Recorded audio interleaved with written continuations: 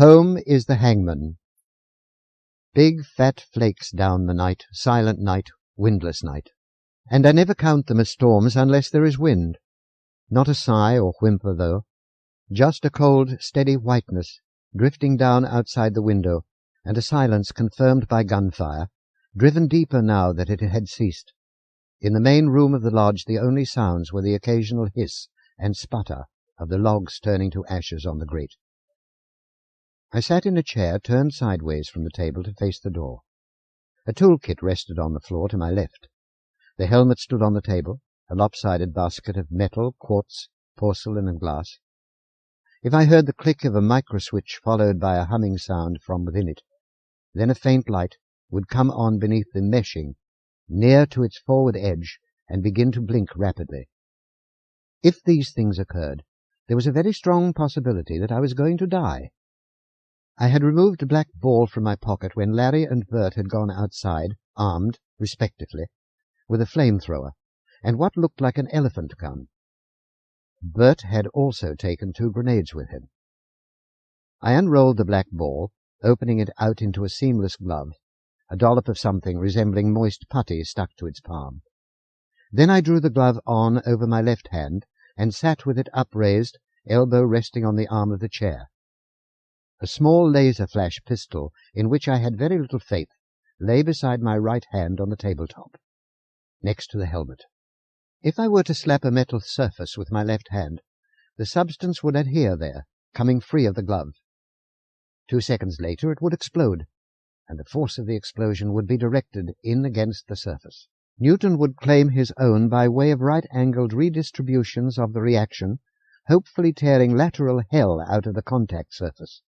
A smother charge, it was called, and its possession came under concealed weapons and possession of burglary tools statutes in most places. The molecularly gimmicked goo, I decided, was great stuff. It was just the delivery system that left more to be desired. Beside the helmet, next to the gun, in front of my hand, stood a small walkie-talkie. This was for purposes of warning Bert and Larry if I should hear the click of a microswitch followed by a humming sound, should see a light come on and begin to blink rapidly. Then they would know that Tom and Clay, with whom we had lost contact when the shooting began, had failed to destroy the enemy and doubtless lay lifeless at their stations now, a little over a kilometre to the south. Then they would know that they, too, were probably about to die. I called out to them when I heard the click. I picked up the helmet and rose to my feet as its light began to blink. But it was already too late. The 4th place listed on the Christmas card I had sent Don Walsh the previous year was Peabody's Bookshop and Bierstube in Baltimore, Maryland. Accordingly, on the last night in October, I sat in its rearmost room, at the final table before the alcove with the door leading to the alley. Across that dim chamber, a woman dressed in black played the ancient upright piano, up-tempoing everything she touched. Off to my right, a fire wheezed and spewed fumes on a narrow hearth, beneath a crowded mantelpiece overseen by an ancient and antlered profile. I sipped a beer and listened to the sounds. I half hoped that this would be one of the occasions when Don failed to show up. I had sufficient funds to hold me through spring, and I did not really feel like working. I had summered farther north, was anchored now in the Chesapeake, and was anxious to continue Caribbean-ward. A growing chill and some nasty winds told me that I had tarried overlong in these latitudes. Still, the understanding was that I remain in the chosen bar until midnight. 2 hours to go. I ate a sandwich and ordered another beer. About halfway into it, I spotted Don approaching the entranceway, topcoat over his arm, head turning. I manufactured a matching quantity of surprise when he appeared beside my table, with a, "Don, is that really you?" I rose and clasped his hand. "Alan. Small world, or something like that. Sit down. Sit down."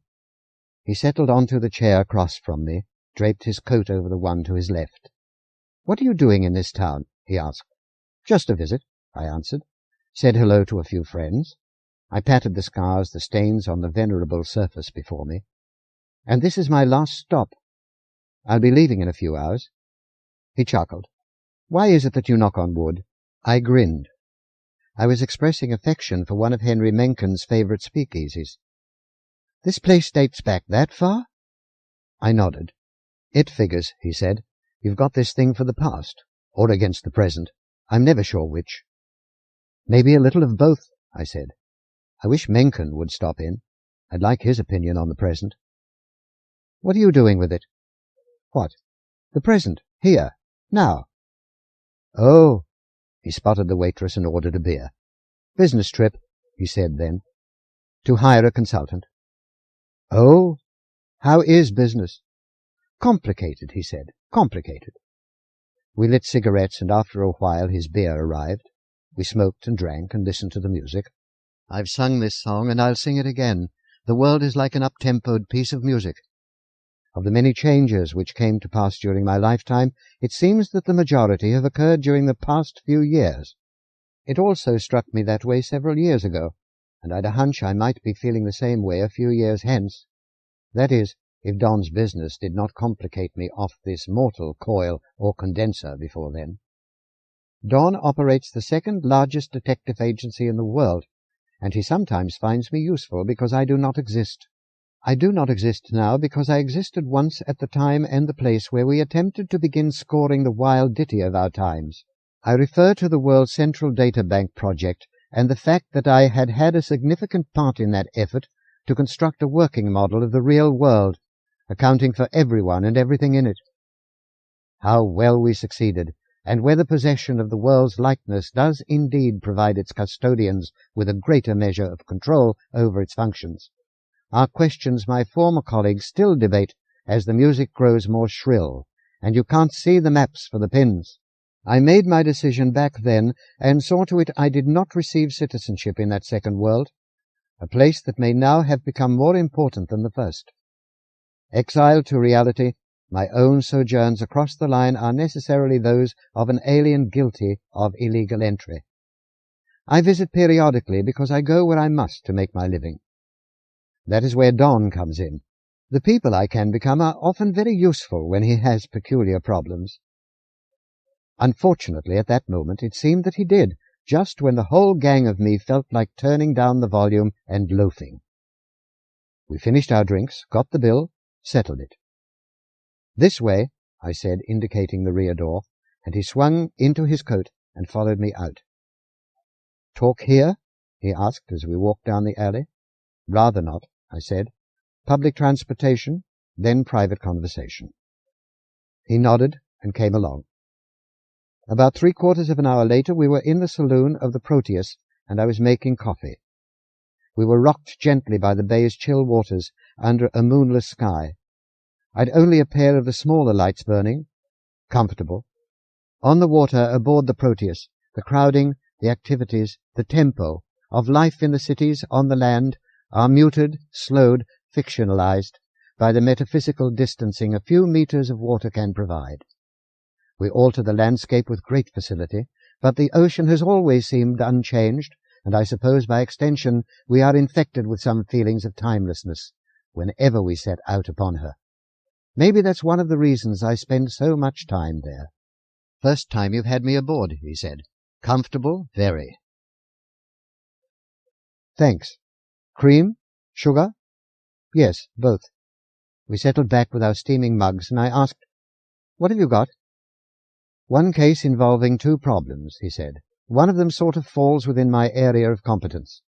The other does not. I was told that it is an absolutely unique situation and would require the services of a very special specialist. I'm not a specialist at anything but keeping alive." His eyes came up suddenly and caught my own. "I had always assumed that you knew an awful lot about computers," he said. I looked away. That was hitting below the belt. I had never held myself out to him as an authority in that area, and there had always been a tacit understanding between us that my methods of manipulating circumstance and identity were not open to discussion. On the other hand, it was obvious to him that my knowledge of the system was both extensive and intensive. Still, I didn't like talking about it, so I moved to defend. "Computer people are a dime a dozen," I said. "It was probably different in your time, but these days they start teaching computer science to little kids their first year in school. So sure, I know a lot about it. This generation, everybody does. You know that is not what I meant, he said. Haven't you known me long enough to trust me a little more than that? The question springs solely from the case at hand. That's all. I nodded. Reactions by their very nature are not always appropriate, and I had invested a lot of emotional capital in a heavy-duty set. So, okay, I know more about them than the school kids, I said. Thanks. That can be our point of departure. He took a sip of coffee. My own background is in law and accounting, followed by the military intelligence and civil service, in that order. Then I got into this business. What technical stuff I know I've picked up along the way, a scrap here, crash course there. I know a lot about what things can do, not so much about how they work. I did not understand the details on this one, so I want you to start at the top and explain things to me, for as far as you can go. I need the background review, and if you are able to furnish it, I will also know that you are the man for the job. You can begin by telling me how the early space exploration robots worked, like, say, the ones they used on Venus. That's not computers, I said, and for that matter, they weren't really robots. They were telefactoring devices. Tell me what makes the difference. A robot is a machine which carries out certain operations in accordance with a program of instructions. A telefactor is a slave machine operated by remote control. The telefactor functions in a feedback situation with its operator. Depending on how sophisticated you want to get, the links can be audio-visual, kinesthetic, tactile, even olfactory. The more you want to go in this direction, the more anthropomorphic you get in the thing's design. In the case of Venus, if I recall correctly, the human operator in orbit wore an exoskeleton which controlled the movements of the body, legs, arms, and hands of the device on the surface below, receiving motion and force feedback through a system of air-jet transducers. He had on a helmet controlling the slave device's television camera, set obviously enough in its turret, which filled his field of vision with the scene below. He also wore earphones connected with its audio pickup. I read the book he wrote later. He said that for long stretches of time he would forget the cabin, forget that he was at the boss end of a control loop, and actually feel as if he was stalking through that hellish landscape. I remember being very impressed by it, just being a kid, and I wanted a super tiny one all my own so that I could wade around in puddles picking fights with microorganisms. Why? Because there weren't any dragons on Venus. Anyhow, that is a telefactoring device, a thing quite distinct from a robot. I'm still with you, he said, and now tell me the difference between the early telefactoring devices and the later ones. I swallowed some coffee. It was a bit trickier with respect to the outer planets and their satellites, I said. There we did not have orbiting operators at first. Economics and some unresolved technical problems. Mainly economics. At any rate, the devices were landed on the target worlds, but the operators stayed home. Because of this, there was, of course, a time lag in the transmissions along the control loop. It took a while to receive the on-site input, and then there was another time lapse before the response movements reached the telefactor. We attempted to compensate for this in two ways. The first was by the employment of a simple wait. Move, wait, move sequence. The second was more sophisticated, and is actually the point where computers come into the picture in terms of participating in the control loop. It involved the setting up of models of known environmental factors, which were then enriched during the initial wait, move sequences. On this basis, the computer was then used to anticipate short-range developments. Finally, it could take over the loop and run it by a combination of predictor controls and wait, move reviews. It still had to holler for human help, though, when unexpected things came up. So with the outer planets, it was neither totally automatic, nor totally manual, nor totally satisfactory. At first. Okay, he said, lighting a cigarette. And the next step? The next wasn't really a technical step forward in telefactoring, it was an economic shift. The purse strings were loosened, and we could afford to send men out. We landed them where we could land them, and in many of the places where we could not. We sent down the telefactors and orbited the men again. Like in the old days. The time lag problem was removed because the operator was on top of things once more. If anything, you can look at it as a reversion to earlier methods. It is what we still often do, though, and it works. He shook his head. You left something out between the computers and the bigger budget. I shrugged. A number of things were being tried during that period, but none of them proved as effective as what we already had going in the human-computer partnership with the telefactors. There was one project, he said, which attempted to get around the time lag troubles by sending the computer along with the telefactor as part of the package. Only the computer wasn't exactly a computer, and the telefactor wasn't exactly a telefactor. Do you know which one I'm referring to? I lit a cigarette of my own while I thought about it. Then, I think you're talking about the Hangman, I said. That's right, and this is where I get lost. Can you tell me how it works? Ultimately, it was a failure, I told him. But it worked at first. Apparently, but only on the easy stuff on Io. It conked out later and had to be written off as a failure, albeit a noble one. The venture was overly ambitious from the very beginning. What seems to have happened was that the people in charge had the opportunity to combine vanguard projects, stuff that was still under investigation and stuff that was extremely new. In theory, it all seemed to dovetail so beautifully that they yielded to the temptation and incorporated too much. It started out well, but it fell apart later. But what all was involved in the thing? Lord, what wasn't? The computer that wasn't exactly a computer. Okay, we'll start there. Last century, 3 engineers at the University of Wisconsin, Nordman, Parmentier, and Scott, developed a device known as a superconductive tunnel junction neuristor, 2 tiny strips of metal with a thin insulating layer between. Supercool it, and it passed electrical impulses without resistance.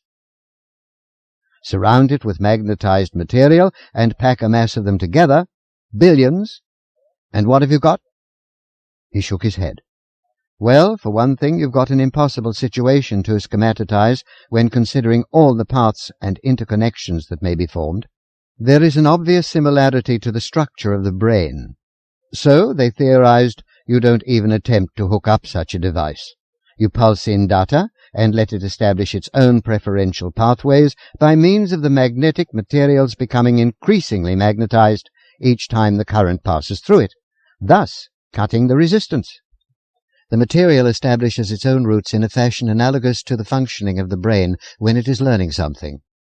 In the case of the Hangman, they used a setup very similar to this, and they were able to pack over 10 billion heuristic-type cells into a very small area, around a cubic foot. They aimed for that magic figure because that is approximately the number of nerve cells in the human brain.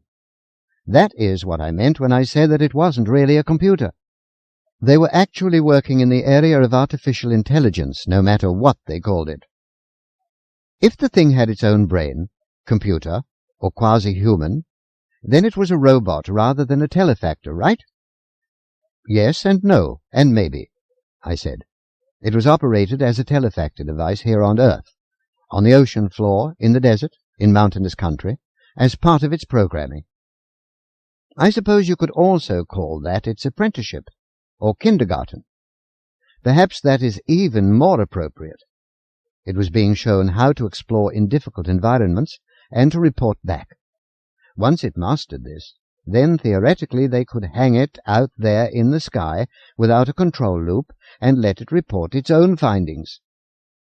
At that point, would it be considered a robot?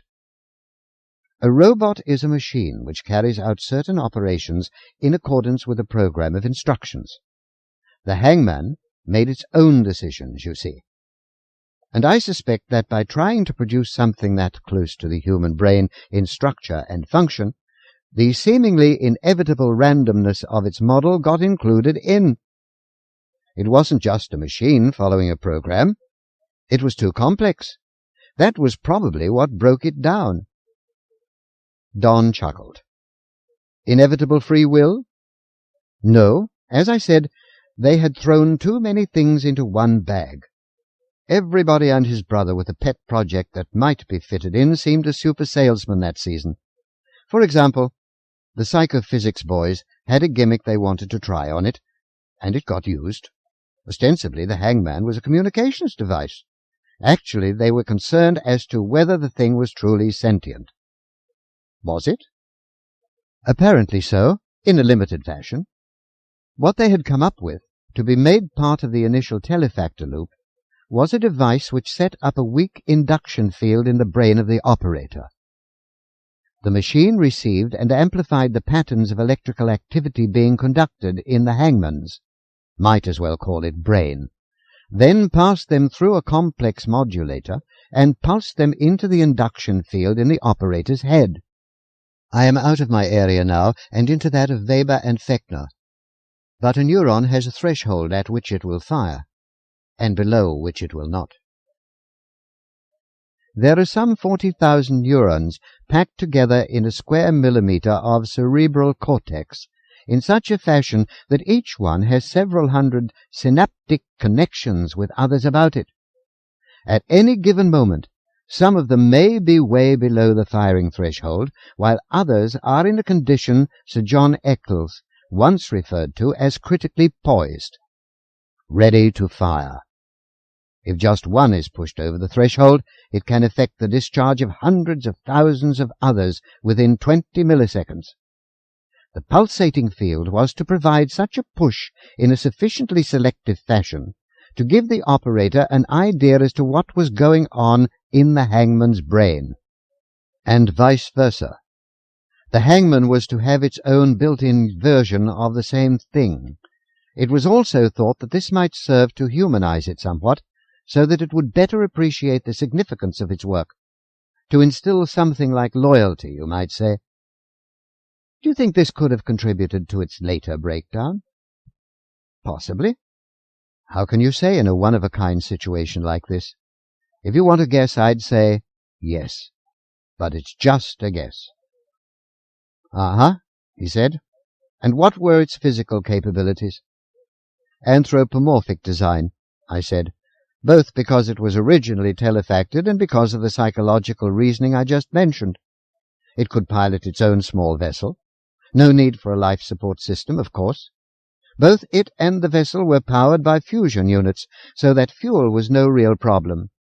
Self-repairing, capable of performing a great variety of sophisticated tests and measurements, of making observations, completing reports, learning new material, broadcasting its findings back here. Capable of surviving just about anywhere. In fact, it required less energy on the outer planets, less work for the refrigeration units, to maintain that super-cooled brain in its midsection. How strong was it? I don't recall all the specs. Maybe a dozen times as strong as a man in things like lifting and pushing. It explored Io for us and started in on Europa. Yes. Then it began behaving erratically, just when we thought it had really learned its job. That sounds right, I said. It refused a direct order to explore Callisto, then headed on toward Uranus. Yes, it's been years since I read the reports. The malfunction worsened after that. Long periods of silence interspersed with garbled transmissions. Now that I know more about its makeup, it almost sounds like a man going off the deep end. It seems similar, but it managed to pull itself together again for a brief while. It landed on Titania, began sending back what seemed like appropriate observation reports. This only lasted a short time, though. It went irrational once more, indicated that it was heading for a landing on Uranus itself, and that was it. We didn't hear from it after that. Now that I know about that mind-reading gadget, I understand why a psychiatrist on this end could be so positive it would never function again. I never heard about that part. I did. I shrugged. This was all around 20 years ago, I said, and as I mentioned, it has been a long while since I've read anything about it. The Hangman ship crashed or landed, as the case may be, in the Gulf of Mexico 2 days ago. I just stared at him. It was empty, Don went on, when they finally got out and down to it. I don't understand. Yesterday morning, he continued, restaurateur Manny Burns was found beaten to death in the office of his establishment, the Maison Saint-Michel, in New Orleans. I still fail to see. Manny Burns was one of the 4 original operators who taught the Hangman. The silence lengthened, dragged its belly on the deck. Coincidence? I finally said. My client doesn't think so. Who is your client? One of the 3 remaining members of the training group. He is convinced that the Hangman has returned to Earth to kill its former operators. Has he made his fears known to his old employers? No. Why not? Because it would require telling them the reason for his fears. That being, he wouldn't tell me either. How does he expect you to do a proper job? He told me what he considered a proper job. He wanted 2 things done, neither of which requires a full case history. He wanted to be furnished with good bodyguards, and he wanted the Hangman found and disposed of. I've already taken care of the first part. And you want me to do the second? That's right. You have confirmed my opinion that you are the man for the job. I see. Do you realize that if the thing is truly sentient, this will be something very like murder? If it is not, of course, then it will only amount to the destruction of expensive government property. Which way do you look at it? I look at it as a job, I said. You'll take it? I need more facts before I can decide. Like, who is your client? Who are the other operators? Where do they live? What do they do? What? He raised his hand. First, he said, the Honorable Jesse Brockton, senior senator from Wisconsin, is our client. Confidentiality, of course, is written all over it. I nodded. I remember his being involved with the space program before he went into politics. I wasn't aware of the specifics, though. He could get government protection so easily. To obtain it, he would apparently have to tell them something he doesn't want to talk about. Perhaps it would hurt his career. I simply do not know. He doesn't want them. He wants us. I nodded again. What about the others? Do they want us too? Quite the opposite. They don't subscribe to Brockton's notions at all. They seem to think he is something of a paranoid. How well do they know one another these days? They live in different parts of the country, haven't seen each other in years. Been in occasional touch, though. Kind of a flimsy basis for their diagnosis, then. One of them is a psychiatrist. Oh. Which one? Lila Thackeray is her name. Lives in St. Louis. Works at the state hospital there. None of them have gone to any authority, then? Federal or local? That's right. Brockton contacted them when he heard about the Hangman. He was in Washington at the time. Got word on its return right away and managed to get the story killed. He tried to reach them all, learned about Burns in the process, contacted me, then tried to persuade the others to accept protection by my people. They weren't buying. When I talked to her, Dr. Thackeray pointed out, quite correctly, that Brockton is a very sick man. What's he got? Cancer. In his spine. Nothing they can do about it once it hits there and digs in. He even told me he figures he has maybe 6 months to get through what he considers a very important piece of legislation, the new Criminal Rehabilitation Act. I would admit that he did sound kind of paranoid when he talked about it. But hell, who wouldn't? Dr. Thackeray sees that as the whole thing, though, and she doesn't see the Burns killing as being connected with the Hangman. Thinks it was just a traditional robbery gone sour. Thief surprised and panicky, maybe hopped up, etc. Then she is not afraid of the Hangman? She said that she is in a better position to know its mind than anyone else, and she is not especially concerned. What about the other operator? He said that Dr. Thackeray may know its mind better than anyone else, but he knows its brain, and he isn't worried either. What did he mean by that? David Fentress is a consulting engineer, electronics, cybernetics. He actually had something to do with the Hangman's design. I got to my feet and went after the coffee pot. Not that I'd an overwhelming desire for another cup at just that moment, but I had once worked with a David Fentress, and he had at one time been connected with the space program. About 15 years my senior, Dave had been with the data bank project when I had known him, where a number of us had begun having second thoughts as the thing progressed. Dave had never been anything less than wildly enthusiastic. A wiry 5'8", grey-cropped, grey eyes back of horn rims and heavy glass, cycling between preoccupation and near-frantic darting, he had had a way of verbalizing half-completed thoughts as he went along, so that you might begin to think him a representative of that tribe which had come into positions of small authority by means of nepotism or politics. If you would listen a few more minutes, however, you would begin revising your opinion as he started to pull his musings together into a rigorous framework. By the time he had finished, you generally wondered why you hadn't seen it all along, and what a guy like that was doing in a position of such small authority. Later, it might strike you, though, that he seemed sad whenever he wasn't enthusiastic about something. And while the gung-ho spirit is great for short-range projects, larger ventures generally require somewhat more equanimity. I wasn't at all surprised that he had wound up as a consultant. The big question now, of course, was, would he remember me? True, my appearance was altered, my personality hopefully more mature, my habits shifted around. But would that be enough? Should I have to encounter him as part of this job? That mind behind those horn rims could do a lot of strange things with just a little data. "Where does he live?" I asked. "Memphis."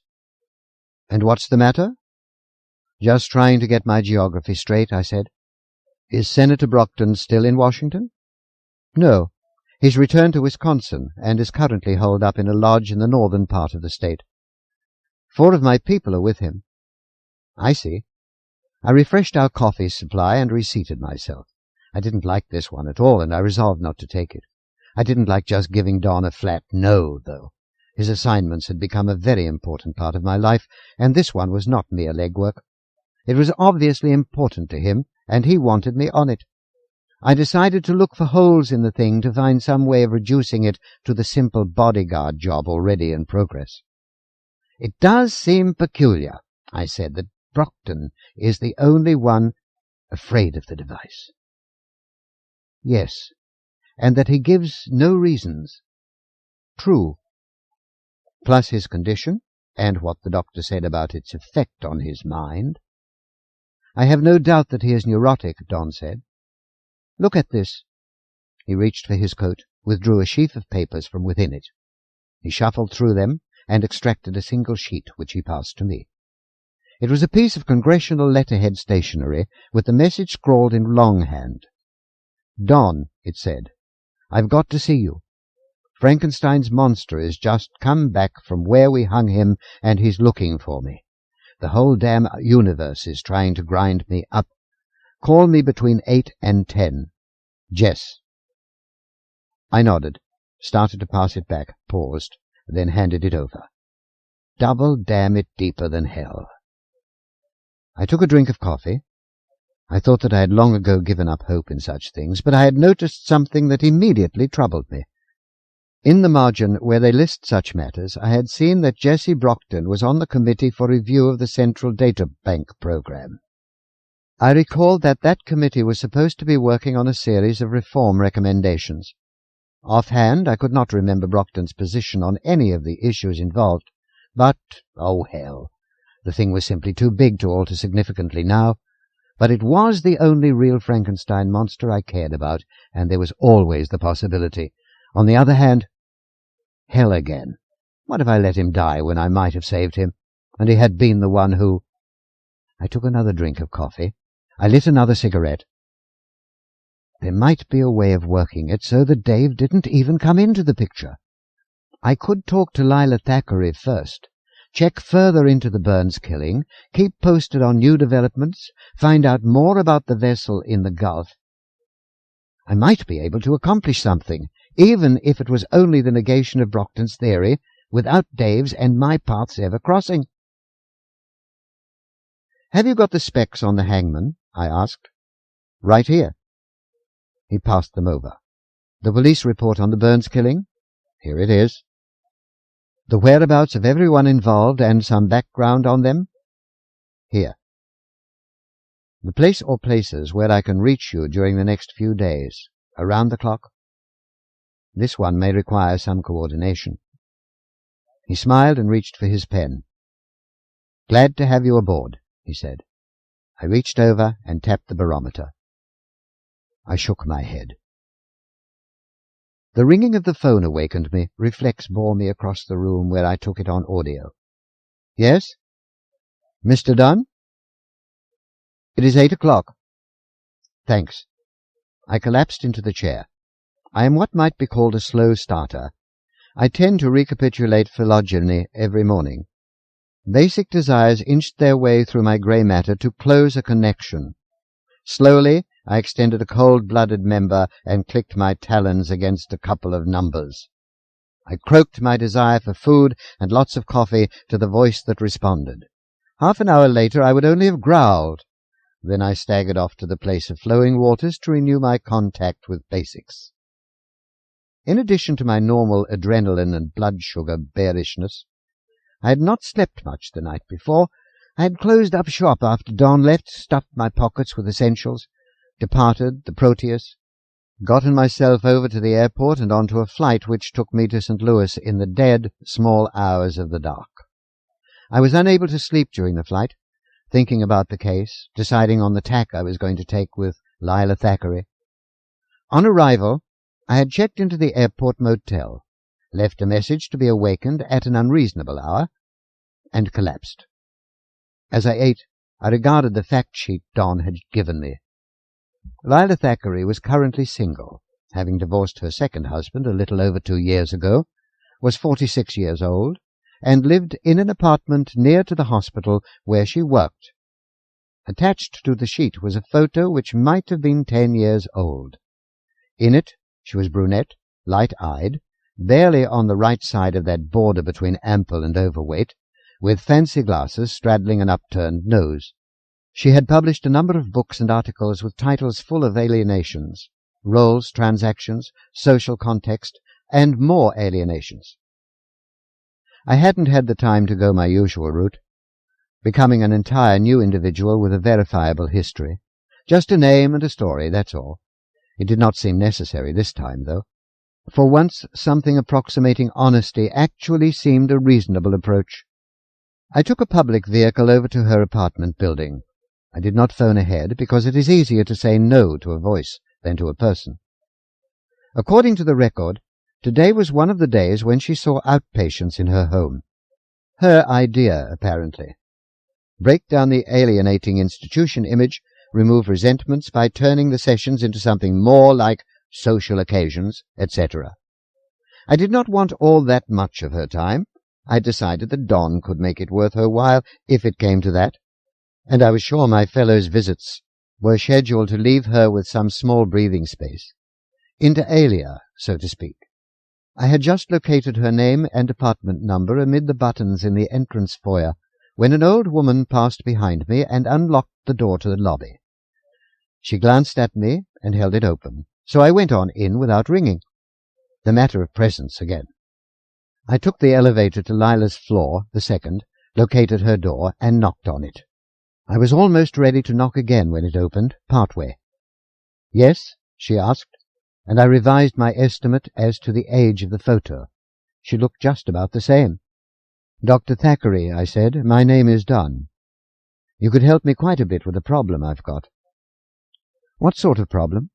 "It involves a device known as the Hangman." She sighed and showed me a quick grimace. Her fingers tightened on the door. "I've come a long way, but I'll be easy to get rid of. I've only a few things I'd like to ask you about." "Are you with the government?" "No." "Do you work for Brockton?" "No. I'm something different." "All right," she said. "Right now I've got a group session going. It will probably last around another half hour. If you don't mind waiting down in the lobby, I'll let you know as soon as it is over. We can talk then." "Good enough," I said. "Thanks." She nodded, closed the door. I located the stairway and walked back down. A cigarette later, I decided that the devil finds work for idle hands and thanked him for his suggestion. I strolled back toward the foyer. Through the glass I read the names of a few residents of the 5th floor. I elevated up and knocked on one of the doors. Before it was opened, I had my notebook and pad in plain sight. "Yes?" Short, 50-ish, curious. "My name is Stephen Foster, Mrs. Gluntz. I am doing a survey for the North American Consumers League. I would like to pay you for a couple of minutes of your time to answer some questions about products you use." "Why, pay me?" "Yes, ma'am. $10. Around a dozen questions. It will just take a minute or two." "All right." She opened the door wider. "Won't you come in?" "No, thank you. This thing is so brief. I'd just be in and out." The first question involves detergents. 10 minutes later, I was back in the lobby adding the $30 for the 3 interviews to the list of expenses I was keeping. When a situation is full of unpredictables and I am playing makeshift games, I like to provide for as many contingencies as I can. Another quarter of an hour or so slipped by before the elevator opened and discharged 3 guys.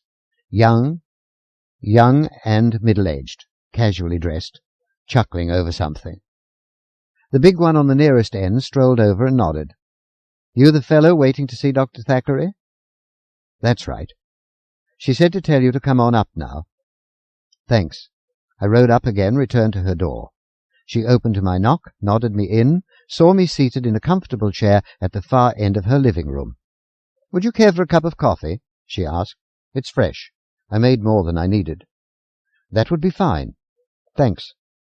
Moments later, she brought in a couple of cups, delivered one to me, and seated herself on the sofa to my left. I ignored the cream and sugar on the tray and took a sip. "You've gotten me interested," she said. "Tell me about it." "Okay. I've been told that the telefactor device known as the Hangman, now possibly possessed of an artificial intelligence, has returned to Earth." "Hypothetical," she said, "unless you know something I don't." "I've been told that the Hangman's vehicle re-entered and crashed in the Gulf. There is no evidence that the vehicle was occupied." "It seems a reasonable conclusion, though." "It seems just as reasonable to me that the Hangman sent the vehicle off toward an eventual rendezvous point many years ago, and that it only recently reached that point, at which time the re-entry program took over and brought it down." "Why should it return the vehicle and strand itself out there?" "Before I answer that," she said, "I would like to know the reason for your concern."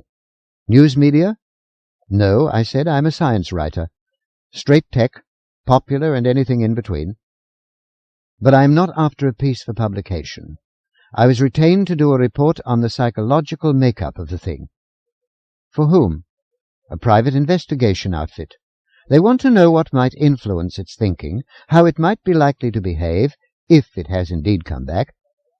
I've been doing a lot of homework, and I've gathered there is a likelihood that its nuclear personality was a composite of the minds of its 4 operators. So personal contacts seemed in order to collect your opinions as to what it might be like. I came to you first for obvious reasons." She nodded. "A Mr. Walsh spoke with me the other day. He is working for Senator Brockton." "Oh?" "I never go into an employer's business beyond what he's asked me to do. Senator Brockton is on my list, though, along with a David Fentress." "You were told about Manny Burns?" "Yes." "Unfortunate." "That is apparently what set Jesse off." "He is, how shall I put it, he is clinging to life right now, trying to accomplish a great many things in the time he has remaining. Every moment is precious to him. He feels the old man in the white nightgown breathing down his neck. Then the ship returns and one of us is killed. From what we know of the Hangman, the last we heard of it, it had become irrational. Jesse saw a connection, and in his condition the fear is understandable. There is nothing wrong with humoring him if it allows him to get his work done." "But you don't see a threat in it?" "No. I was the last person to monitor the Hangman before communications ceased, and I could see then what had happened. The first things that it had learned were the organization of perceptions and motor activities. Multitudes of other patterns had been transferred from the minds of its operators, but they were too sophisticated to mean much initially. Think of a child who has learned the Gettysburg Address. It is there in his head, that is all. One day, however, it may be important to him. Conceivably, it may even inspire him to action. It takes some growing up first, of course. Now think of such a child with a great number of conflicting patterns, attitudes, tendencies, memories, none of which are especially bothersome for so long as he remains a child. Add a bit of maturity, though, and bear in mind that the patterns originated with 4 different individuals, all of them more powerful than the words of even the finest of speeches, bearing as they do their own built-in feelings. Try to imagine the conflicts, the contradictions involved in being 4 people at once. "Why wasn't this imagined in advance?" I asked. "Ah," she said, smiling. The full sensitivity of the neurostor brain was not appreciated at first. It was assumed that the operators were adding data in a linear fashion, and that this would continue until a critical mass was achieved, corresponding to the construction of a model or picture of the world, which would then serve as a point of departure for growth of the hangman's own mind. And it did seem to check out this way. What actually occurred, however, was a phenomenon amounting to imprinting. Secondary characteristics of the operators' minds, outside the didactic situations, were imposed. These did not immediately become functional, and hence were not detected. They remained latent until the mind had developed sufficiently to understand them, and then it was too late. It suddenly acquired 4 additional personalities and was unable to coordinate them. When it tried to compartmentalize them, it went schizoid. When it tried to integrate them, it went catatonic. It was cycling back and forth between these alternatives at the end. Then it just went silent. I felt it had undergone the equivalent of an epileptic seizure. Wild currents through that magnetic material would, in effect, have erased its mind, resulting in its equivalent of death or idiocy. "I follow you," I said. "Now, just for the sake of playing games, I see the alternatives as either a successful integration of all this material or the achievement of a viable schizophrenia. What do you think its behavior would be like if either of these were possible?" "All right," she agreed. As I just said, though, I think there were physical limitations to its retaining multiple personality structures for a very long period of time. If it did, however, it would have continued with its own, plus replicas of the 4 operators, at least for a while. The situation would differ radically from that of a human schizoid of this sort, in that the additional personalities were valid images of genuine identities, rather than self-generated complexes which had become autonomous. They might continue to evolve, they might degenerate, they might conflict to the point of destruction or gross modification of any or all of them. In other words, no prediction is possible as to the nature of whatever might remain. Might I venture one? Go ahead. After considerable anxiety, it masters them. It asserts itself. It beats down this quartet of demons which has been tearing it apart, acquiring in the process an all-consuming hatred for the actual individuals responsible for this turmoil. To free itself totally, to revenge itself, to work its ultimate catharsis, it resolves to seek them out and destroy them. She smiled. "You have just dispensed with the viable schizophrenia you conjured up, and you have now switched over to its pulling through and becoming fully autonomous. That is a different situation, no matter what strings you put on it. Okay, I accept the charge. But what about my conclusion? You are saying that if it did pull through, it would hate us. That strikes me as an unfair attempt to invoke the spirit of Sigmund Freud. Oedipus and Electra in one being out to destroy all its parents. The authors of every one of its tensions, anxieties, hang-ups, burned into its impressionable psyche at a young and defenseless age. Even Freud didn't have a name for that one. What should we call it?" "A Hermesis complex," I suggested. "Hermesis?" "Hermaphroditus having been united in one body with the nymph Salmacis. I've just done the same with their names." That being would then have had 4 parents against whom to react. Cute, she said, smiling. If the liberal arts do nothing else, they provide engaging metaphors for the thinking they displace. This one is unwarranted and overly anthropomorphic, though. You wanted my opinion? All right. If the hangman pulled through it all, it could only have been by virtue of that neurista brain's differences from the human brain. From my own professional experience, a human could not pass through a situation like that and attain stability. If the hangman did, it would have to have resolved all the contradictions and conflicts, to have mastered and understood the situation so thoroughly that I do not believe whatever remained could involve that sort of hatred. The fear, the uncertainty, the things that feed hate would have been analyzed, digested, turned to something more useful. They would probably be distaste and possibly an act of independence, of self-assertion. That was one reason why I suggested its return of the ship. It is your opinion, then, that if the hangman exists as a thinking individual today, this is the only possible attitude it would possess toward its former operators? It would want nothing more to do with you? That is correct. Sorry about your Hermesis complex. But in this case we must look to the brain, not the psyche. And we see 2 things. Schizophrenia would have destroyed it, and a successful resolution of its problem would preclude vengeance.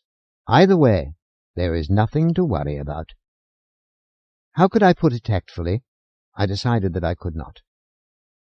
All of this is fine, I said, for as far as it goes, but getting away from both the purely psychological and the purely physical, could there be a particular reason for its seeking your deaths? That is, a plain old-fashioned motive for a killing based on events rather than having to do with the way its thinking equipment goes together? Her expression was impossible to read, but considering her line of work I had expected nothing less. What events? She said. I have no idea. That's why I asked. She shook her head. I'm afraid that I don't either. Then that about does it, I said. I can't think of anything else to ask you. She nodded. And I can't think of anything else to tell you. I finished my coffee, returned the cup to the tray. Thanks, then, I said, for your time, for the coffee. You've been very helpful. I rose. She did the same. What are you going to do now? She asked. I haven't quite decided, I answered. I want to do the best report I can. Have you any suggestions on that? I suggest that there isn't any more to learn, that I have given you the only possible constructions the facts warrant. You don't feel David Fentress could provide any additional insights? She snorted, then sighed. No, she said. I do not think he could tell you anything useful. What do you mean? From the way you say it, I know. I didn't mean to. Some people find comfort in religion. Others, you know, others take it up late in life with a vengeance and a half. They don't use it quite the way it was intended. It comes to color all their thinking. Fanaticism? I said. Not exactly. A misplaced zeal. A masochistic sort of thing. Hell, I shouldn't be diagnosing at a distance, or influencing your opinion. Forget what I said. Form your own opinion when you meet him. She raised her head, appraising my reaction. Well, I responded, I am not at all certain that I am going to see him. But you have made me curious. How can religion influence engineering? I spoke with him after Jessie gave us the news on the vessel's return. I got the impression at the time that he feels we were tampering in the province of the Almighty by attempting the creation of an artificial intelligence. That our creation should go mad was only appropriate, being the work of imperfect man. He seemed to feel that it would be fitting if it had come back for retribution as a sign of judgment upon us. Oh, I said. She smiled then. I returned it. Yes, she said, but maybe I just got him in a bad mood. Maybe you should go see for yourself. Something told me to shake my head. There was a bit of a difference between this view of him, my recollections, and Don's comment that Dave had said he knew its brain and was not especially concerned. Somewhere among these lay something I felt I should know, felt I should learn without seeming to pursue. So? I think I have enough right now, I said. It was the psychological side of things I was supposed to cover, not the mechanical or the theological. You have been extremely helpful. Thanks again. She carried her smile all the way to the door. If it is not too much trouble, she said as I stepped into the hall, I would like to learn how this whole thing finally turns out, or any interesting developments for that matter. My connection with the case ends with this report, and I am going to write it now. Still, I may get some feedback. You have my number? Probably, but I already had it, but I jotted it again, right after Mrs. Gluntz's answers to my inquiries on detergents. Moving in a rigorous line, I made beautiful connections for a change. I headed directly for the airport, found a flight aimed at Memphis, bought passage, and was the last to board. 10 seconds, perhaps, made all the difference. Not even a tick or two to spare for checking out of the motel. No matter. The good head doctor had convinced me that, like it or not, David Fentress was next, damn it. I had too strong a feeling that Lila Thackeray had not told me the entire story. I had to take a chance to see these things in the man for myself, to try to figure out how they related to the Hangman. For a number of reasons. I'd a feeling they might. I disembarked into a cool, partly overcast afternoon, found transportation almost immediately, and set out for Dave's office address. Before the storm feeling came over me as I entered and crossed the town, a dark wall of clouds continued to build in the west. Later, standing before the building where Dave did business, the first few drops of rain were already spattering against its dirty brick front. It would take a lot more than that to freshen it, though, or any of the others in the area. I would have thought he'd have come a little further than this by now. I shrugged off some moisture and went inside. The directory gave me directions, the elevator elevated me, my feet found the way to his door. I knocked on it. After a time I knocked again and waited again. Again, nothing. So I tried it, found it open, and went on in. It was a small, vacant waiting room, green-carpeted. The reception desk was dusty. I crossed and peered around the plastic partition behind it. The man had his back to me. I drummed my knuckles against the partitioning. He heard it and turned. Yes? Our eyes met, his still framed by horn rims and just as active, lenses thicker, hair thinner, cheeks a trifle hollower. His question mark quivered in the air, and nothing in his gaze moved to replace it with recognition.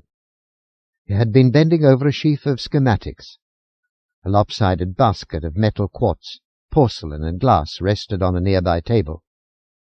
"My name is John Donne," I said. "I am looking for David Fentress." "I am David Fentress." "Good to meet you," I said, crossing to where he stood. "I am assisting in an investigation concerning a project with which you were once associated." He smiled and nodded, accepted my hand, and shook it. "The Hangman, of course. Glad to know you, Mr. Donne." "Yes, the Hangman," I said. "I am doing a report, and you want my opinion as to how dangerous it is. Sit down." He gestured toward a chair at the end of his workbench. "Care for a cup of tea?" "No, thanks. I'm having one." "Well, in that case—" He crossed to another bench. "No cream." "Sorry." "That's all right. How did you know it involved the Hangman?" He grinned as he brought me my cup. "Because it's come back," he said, "and it's the only thing I've been connected with that warrants that much concern. Do you mind talking about it?" "Up to a point, no." "What's the point?" "If we get near it, I'll let you know." "Fair enough. How dangerous is it?" "I would say that it is harmless," he replied, "except to 3 persons." "Formerly 4? "Precisely." "How come?" "We were doing something we had no business doing." "That being?" "For one thing, attempting to create an artificial intelligence." "Why had you no business doing that?" "A man with a name like yours shouldn't have to ask." I chuckled. "If I were a preacher," I said, "I would have to point out that there is no biblical injunction against it, unless you've been worshipping it on the sly." He shook his head. Nothing that simple, that obvious, that explicit. Times have changed since the good book was written, and you can't hold with a purely fundamentalist approach in complex times. What I was getting at was something a little more abstract, a form of pride not unlike the classical hubris, the setting up of oneself on a level with the Creator. Did you feel that pride? Yes. Are you sure it wasn't just enthusiasm for an ambitious project that was working well? Oh, there was plenty of that. A manifestation of the same thing. I do seem to recall something about man being made in the Creator's image, and something else about trying to live up to that. It would seem to follow that exercising one's capacities along similar lines would be a step in the right direction. An act of conformance with the divine ideal, if you'd like. But I don't like. Man cannot really create. He can only rearrange what is already present. Only God can create. Then you have nothing to worry about. He frowned. Then, no, he said. Being aware of this and still trying is where the presumption comes in. Were you really thinking that way when you did it? Or did all this occur to you after the fact? He continued to frown. I'm no longer certain. Then it would seem to me that a merciful God would be inclined to give you the benefit of the doubt. Gave me a wry smile. Not bad, John Donne. But I feel that judgment may already have been entered, and that we may have lost 4-0. Then you see the hangman as an avenging angel? Sometimes. Sort of. I see it as being returned to exact a penalty. Just for the record, I suggested, if the hangman had had full access to the necessary equipment and was able to construct another unit such as itself, would you consider it guilty of the same thing that is bothering you? He shook his head. Don't get all cute and Jesuitical with me, Don. I'm not that far away from fundamentals. Besides, I'm willing to admit I might be wrong, and that there may be other forces driving it to the same end. Such as? I told you I'd let you know when we reached a certain point. That's it. Okay, I said, but that sort of blank walls me, you know. The people I am working for would like to protect you people. They want to stop the hangman. I was hoping you would tell me a little more, if not for your own sake, then for the others. They might not share your philosophical sentiments, and you have just admitted you may be wrong. Despair, by the way, is also considered a sin by a great number of theologians. He sighed and stroked his nose, as I had often seen him do in times long past. What do you do anyhow? He asked me. Me, personally? I'm a science writer. I'm putting together a report on the device for the agency that wants to do the protecting. The better my report, the better their chances. He was silent for a time then. I read a lot in the area, but I don't recognize your name, he said. Most of my work has involved petrochemistry and marine biology, I said. Oh, you were a peculiar choice then, weren't you? Not really. I was available, and the boss knows my work, knows I'm good. He glanced across the room to where a stack of cartons partly obscured what I then realized to be a remote access terminal. Okay. If he decided to check out my credentials now, John Donne would fall apart. It seemed a hell of a time to get curious, though, after sharing his sense of sin with me. He must have thought so, too, because he did not look that way again. Let me put it this way, he finally said, and something of the old David Fentress at his best took control of his voice. For one reason or the other, I believe that it wants to destroy its former operators. If it is the judgment of the Almighty, that's all there is to it. It will succeed. If not, however, I don't want any outside protection. I've done my own repenting, and it is up to me to handle the rest of the situation myself, too. I will stop the hangman personally, right here, before anyone else is hurt. How? I asked him. He nodded toward the glittering helmet. With that, he said. How? I repeated. The hangman's telefactor circuits are still intact. They have to be. They are an integral part of it. It could not disconnect them without shutting itself down. If it comes within a quarter mile of here, that unit will be activated. It will emit a loud humming sound, and a light will begin to blink behind that meshing beneath the forward ridge. I will then don the helmet and take control of the Hangman. I will bring it here and disconnect its brain. How would you do the disconnect? He reached for the schematics he had been looking at when I had come in. Here. The thoracic plate has to be unlugged. There are 4 subunits that have to be uncoupled. Here, here, here, and here. He looked up. You would have to do them in sequence, though, or it could get mighty hot, I said. First this one, then these 2, then the other. When I looked up again, the grey eyes were fixed on my own. I thought you were in petrochemistry and marine biology. I'm not really in anything, I said. I am a tech writer, with bits and pieces from all over, and I did have a look at these before when I accepted the job. I see. Why don't you bring the space agency in on this? I said, working to shift ground. The original telefactoring equipment had all that power and range. It was dismantled a long time ago. I thought you were with the government. I shook my head. Sorry. I didn't mean to mislead you. I am on contract with a private investigation outfit. Aha. Then that means Jesse. Not that it matters. You can tell him that one way or the other everything is being taken care of. What if you were wrong on the supernatural, I said, but correct on the other? Supposing it is coming under the circumstances you feel it proper to resist. But supposing you are not next on its list, supposing it gets to one of the others next instead of you. If you are so sensitive about guilt and sin, don't you think that you would be responsible for that death? If you could prevent it by telling me just a little bit more? If it's confidentiality you're worried about.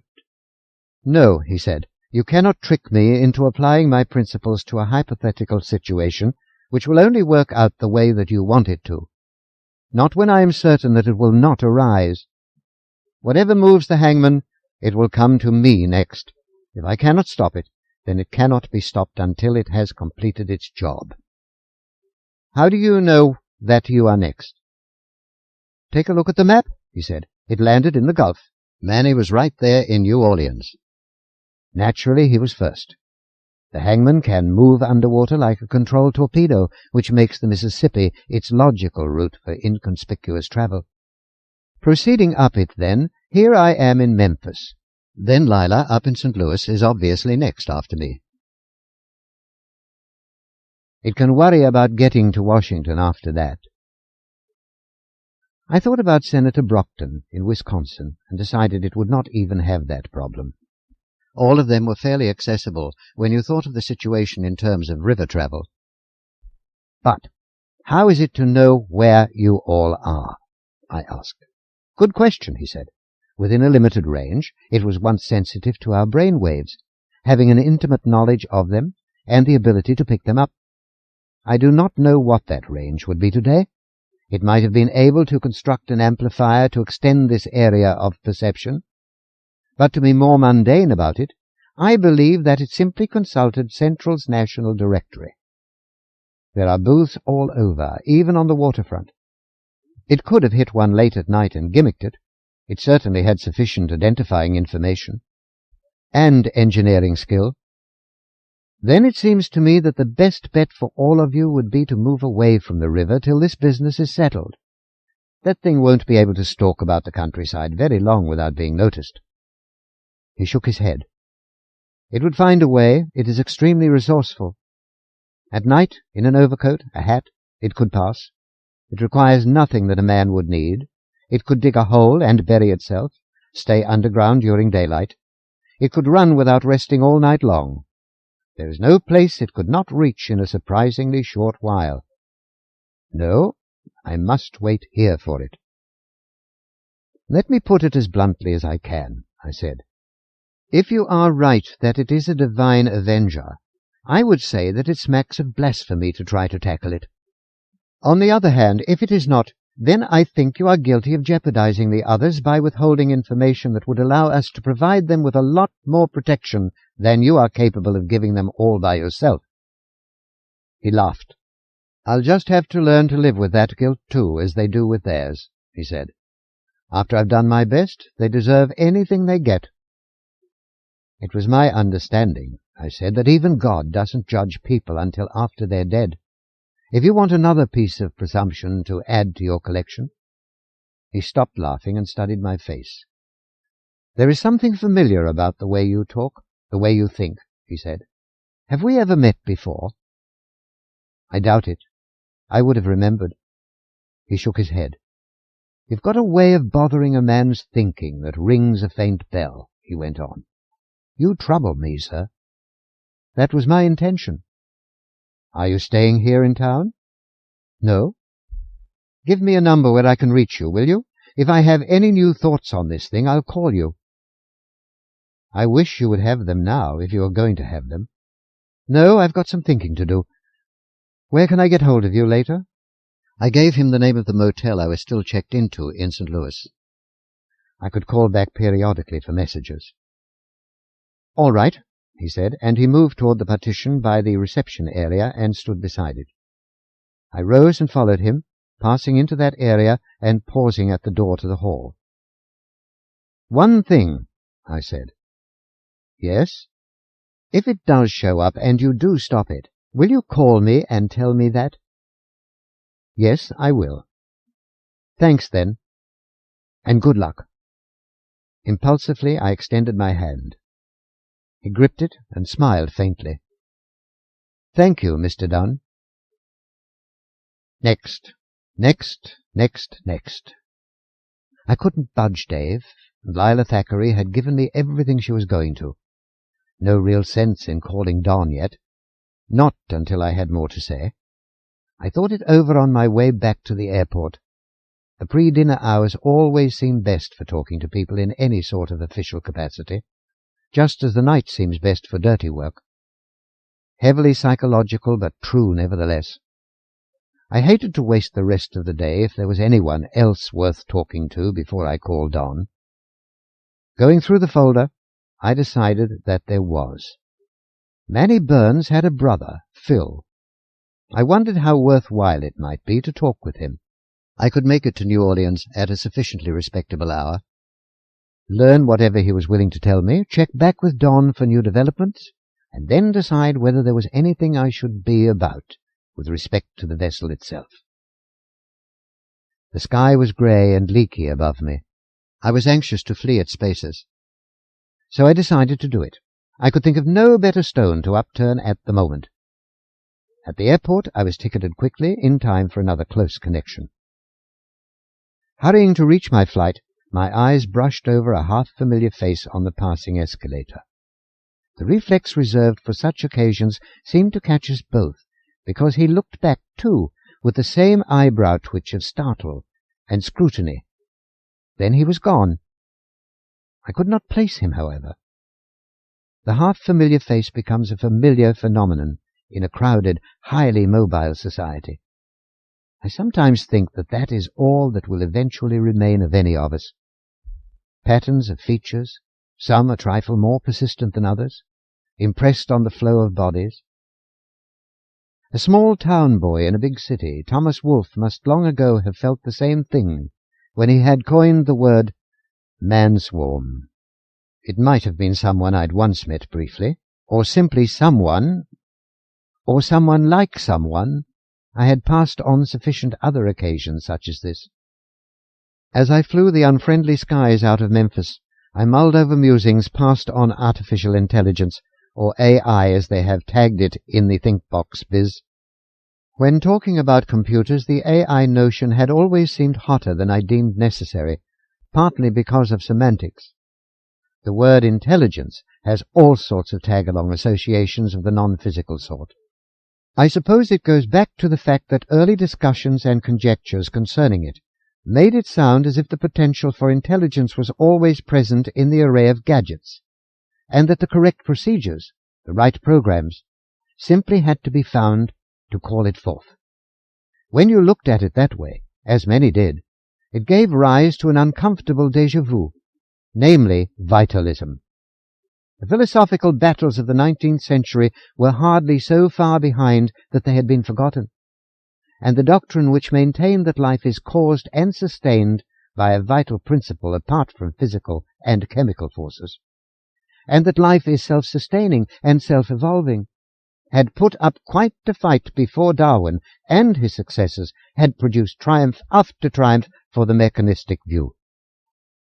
Then vitalism sort of crept back into things again when the AI discussions arose in the middle of the past century. It would seem that Dave had fallen victim to it, and that he'd come to believe he had helped provide an unsanctified vessel, and filled it with something intended only for those things which had made the scene in the first chapter of Genesis. With computers it was not quite as bad as with the Hangman, though, because you could always argue that no matter how elaborate the program, it was basically an extension of the programmer's will, and the operations of causal machines merely represented functions of intelligence, rather than intelligence in its own right backed by a will of its own, and there was always Gödel for a theoretical cordon sanitaire, with his demonstration of the true but mechanically unprovable proposition. But the Hangman was quite different. It had been designed along the lines of a brain, and at least partly educated in a human fashion. And to further muddy the issue with respect to anything like vitalism, it had been in direct contact with human minds from which it might have acquired almost anything, including the spark that set it on the road to whatever selfhood it may have found. What did that make it? Its own creature? A fractured mirror reflecting a fractured humanity? Both, or neither? I certainly could not say, but I wondered how much of itself had been truly its own. It had obviously acquired a great number of functions, but was it capable of having real feelings? Could it, for example, feel something like love?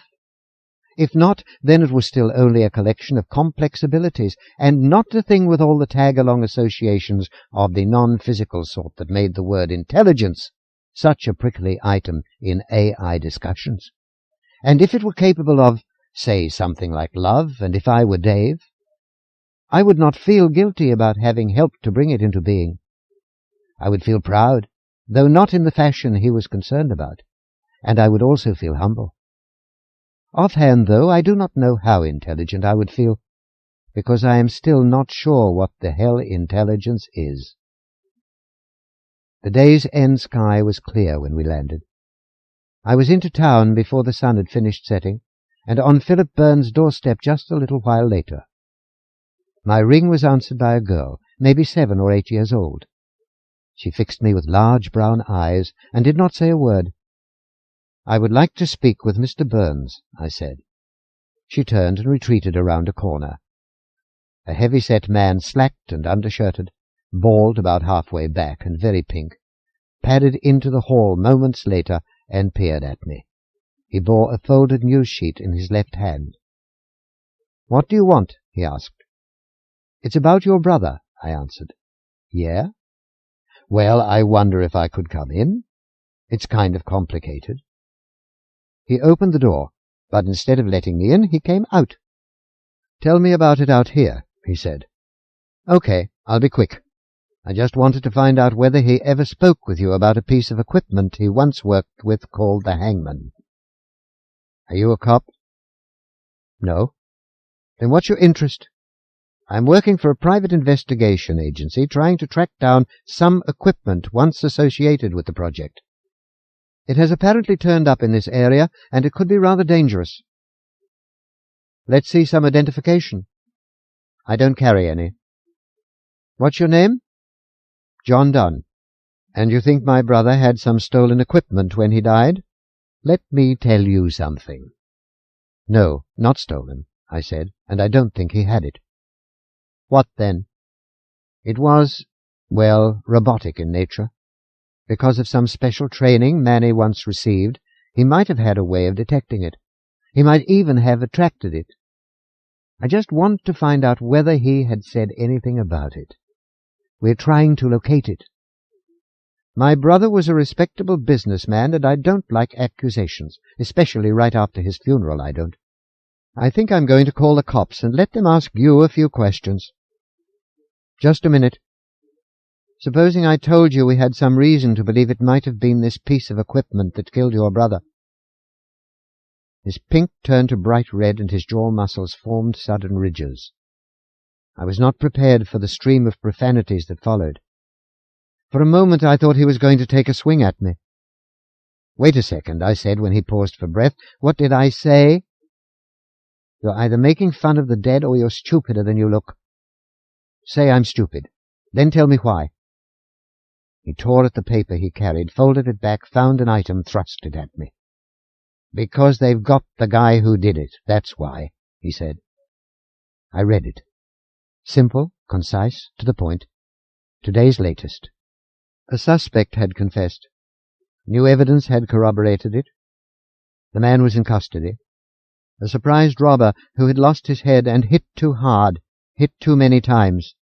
I read it over again. I nodded as I passed it back. "Look, I'm sorry," I said. "I really didn't know about this." "Get out of here," he said. "Go on." "Sure." "Wait a minute." "What?" "That's his little girl who answered the door," he said. "I'm very sorry." "So am I. But I know her daddy didn't take your damned equipment." I nodded and turned away. I heard the door slam behind me. After dinner I checked into a small hotel, called for a drink, and stepped into the shower. Things were suddenly a lot less urgent than they had been earlier. Senator Brockton would doubtless be pleased to learn that his initial estimation of events had been incorrect. Lila Thackeray would give me an "I told you so" smile when I called her to pass along the news. A thing I now felt obliged to do. Don might or might not want me to keep looking for the device, now that the threat had been lessened. It would depend on the senator's feelings on the matter, I supposed. If urgency no longer counted for as much, Don might want to switch back to one of his own, fiscally less burdensome operatives. Toweling down, I caught myself whistling. I felt almost off the hook. Later, drink beside me, I paused before punching out the number he had given me and hit the sequence for my motel in St. Louis instead.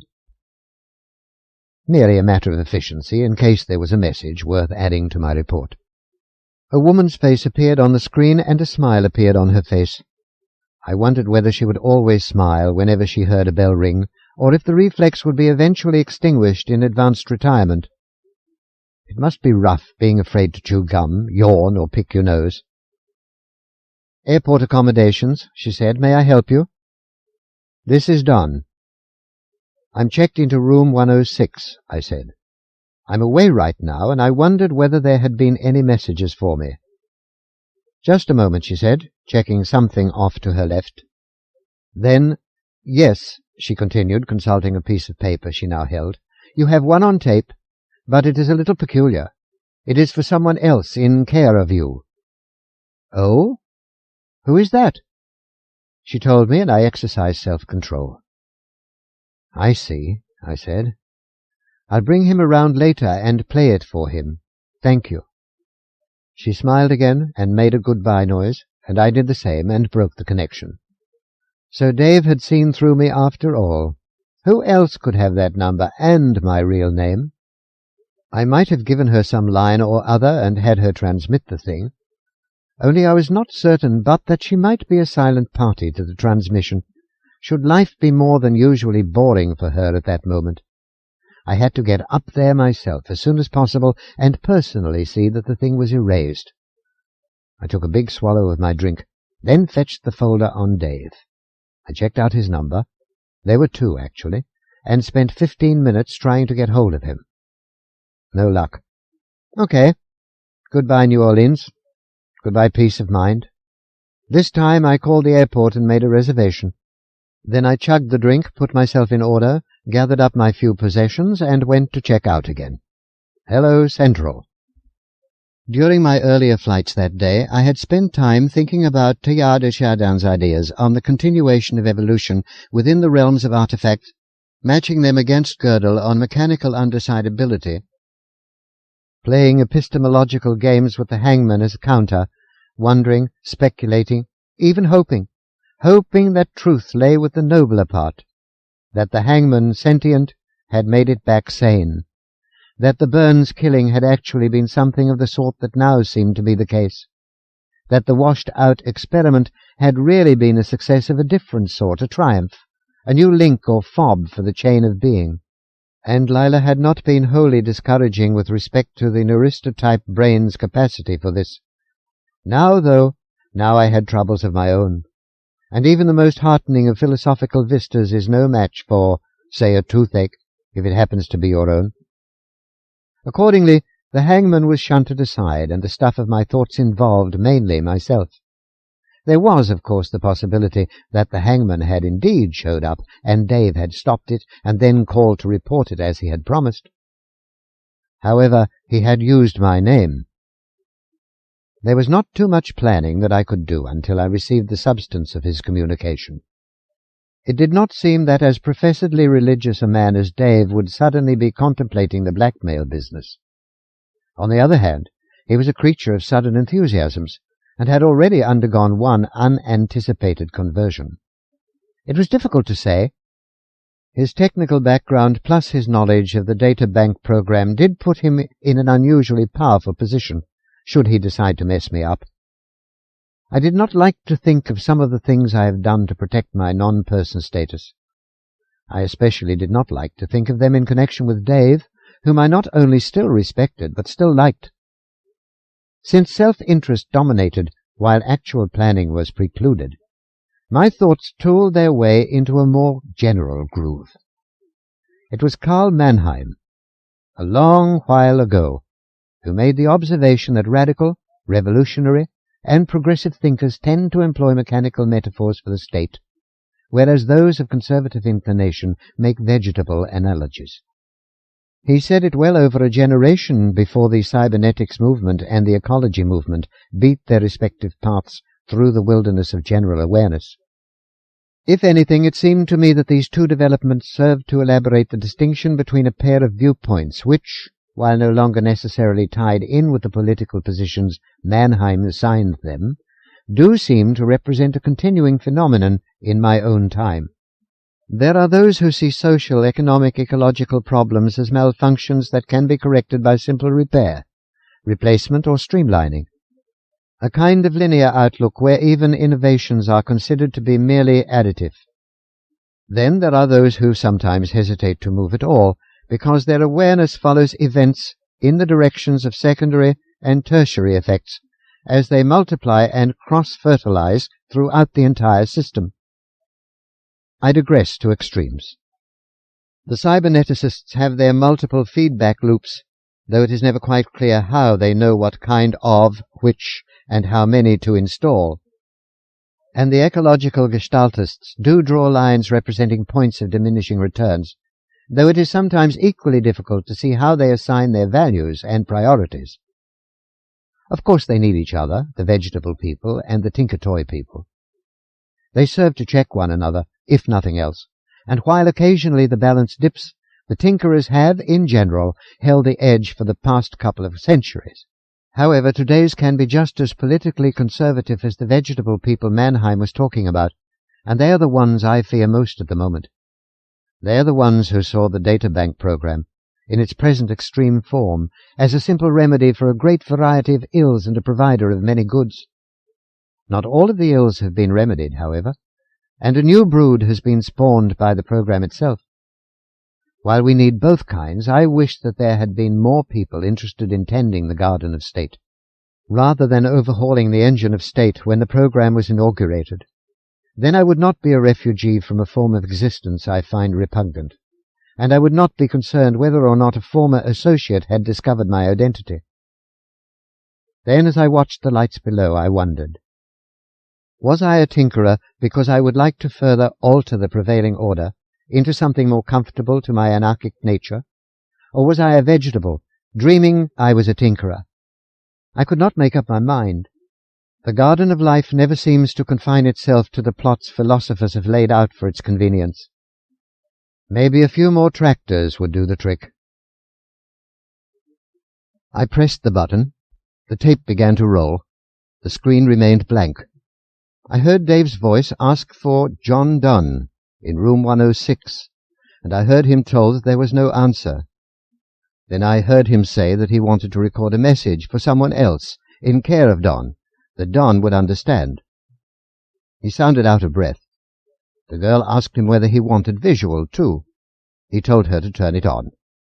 There was a pause. Then she told him to go ahead. Still no picture, no words either. His breathing and a slight scraping noise. 10 seconds. 15. Got me, he finally said, and he mentioned my name again. Had to let you know I'd figured you out, though. It wasn't any particular mannerism, any single thing you said. Just your general style, thinking, talking, the electronics, everything. After I got more and more bothered by the familiarity, after I checked you on petrochem and marine bio. Wish I knew what you'd really been up to all these years. Never know now. But I wanted you to know you hadn't put one over on me. There followed another quarter-minute of heavy breathing, climaxed by a racking cough.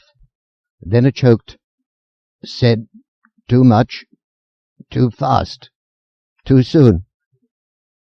All used up." The picture came on then. He was slouched before the screen, head resting on his arms, blood all over him. His glasses were gone, and he was squinting and blinking. The right side of his head looked pulpy, and there was a gash on his left cheek, and one on his forehead. "Sneaked up on me while I was checking you out," he managed. "Had to tell you what I learned. Still don't know which of us is right. Pray for me." His arms collapsed, and the right one slid forward. His head rolled to the right, and the picture went away. When I replayed it, I saw it was his knuckle that had hit the cut-off. Then I erased it. It had been recorded only a little over an hour after I had left him. If he had not also placed a call for help, if no one had gotten to him quickly after that, his chances did not look good. Even if they had, though. I used a public booth to call the number Don had given me, got hold of him after some delay, told him Dave was in bad shape, if not worse, that a team of Memphis medics was definitely in order, if one had not been by already, and that I hoped to call him back and tell him more shortly goodbye. Next I tried Lila Thackeray's number. I let it go for a long while, but there was no answer. I wondered how long it would take a controlled torpedo moving up the Mississippi to get from Memphis to St. Louis. I did not feel it was time to start leafing through that section of the Hangman specs. Instead, I went looking for transportation. At her apartment, I tried ringing her from the entrance foyer. Again, no answer. So I rang Mrs. Gluntz. She had seemed the most guileless of the three I had interviewed for my fake consumer survey. "Yes? It's me again, Mrs. Gluntz. Stephen Foster. I've just a couple of follow-up questions on that survey I was doing today, if you could spare me a few moments." "Why, yes," she said. "All right. Come up." The door hummed itself loose, and I entered. I duly proceeded to the 5th floor, composing my questions on the way.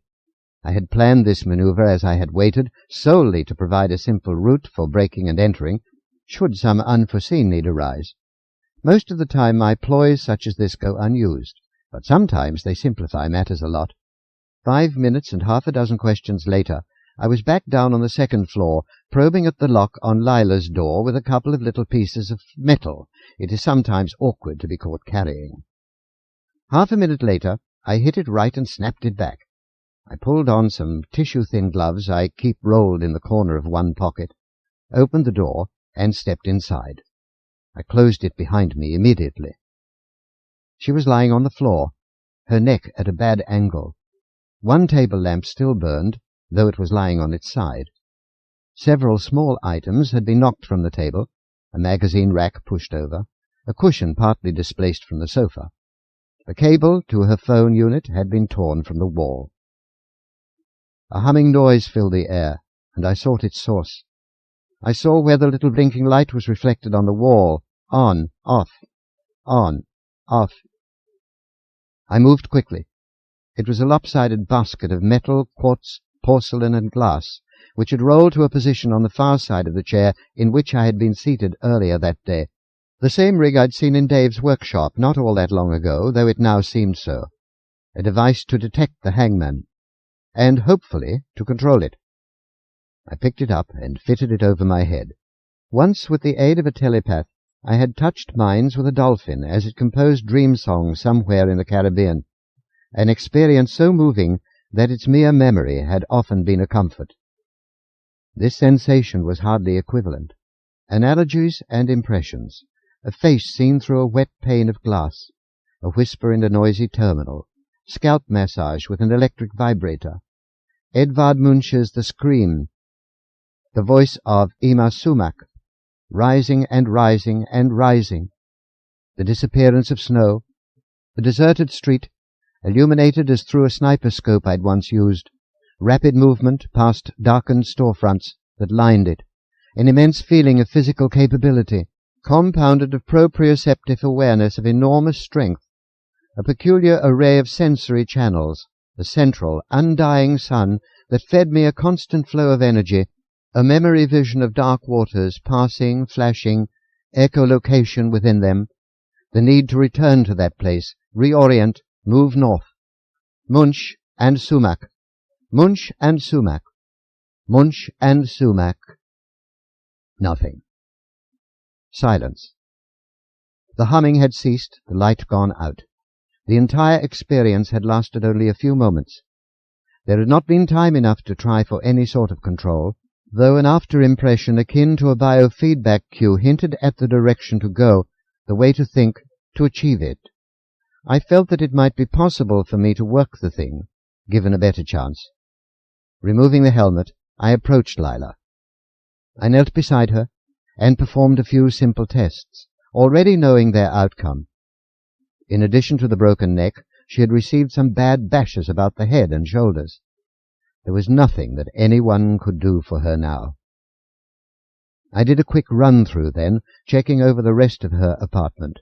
There were no apparent signs of breaking and entering, though if I could pick one lock, a guy with built-in tools could easily go me one better. I located some wrapping paper and string in the kitchen, and turned the helmet into a parcel. It was time to call Don again, to tell him that the vessel had indeed been occupied, and that river traffic was probably bad in the northbound lane. Don had told me to get the helmet up to Wisconsin, where I would be met at the airport by a man named Larry, who would fly me to the lodge in a private craft. I did that, and this was done. I also learned, with no real surprise, that David Fentress was dead. The temperature was down, and it began to snow on the way up. I was not really dressed for the weather. Larry told me I could borrow some warmer clothing once we reached the lodge, though I probably would not be going outside that much. Don had told them that I was supposed to stay as close to the senator as possible, and that any patrols were to be handled by the 4 guards themselves. Larry was curious as to what exactly had happened so far, and whether I had actually seen the hangman. I did not think it my place to fill him in on anything Don may not have cared to, so I might have been a little curt. We didn't talk much after that. Bert met us when we landed. Tom and Clay were outside the building, watching the trail, watching the woods. All of them were middle-aged, very fit-looking, very serious and heavily armed. Larry took me inside then and introduced me to the old gentleman himself. Senator Brockton was seated in a heavy chair in the far corner of the room. Judging from the layout, it appeared that the chair might recently have occupied a position beside the window in the opposite wall, where a lonely watercolor of yellow flowers looked down on nothing. The senator's feet rested on a hassock. A red plaid blanket lay across his legs. He had on a dark green shirt, his hair was very white, and he wore rimless reading glasses, which he removed when we entered. He tilted his head back, squinted, and gnawed his lower lip slowly as he studied me. He remained expressionless as we advanced. A big-boned man, he had probably been beefy much of his life. Now he had the slack look of recent weight loss and an unhealthy skin tone. His eyes were a pale grey within it all. He did not rise.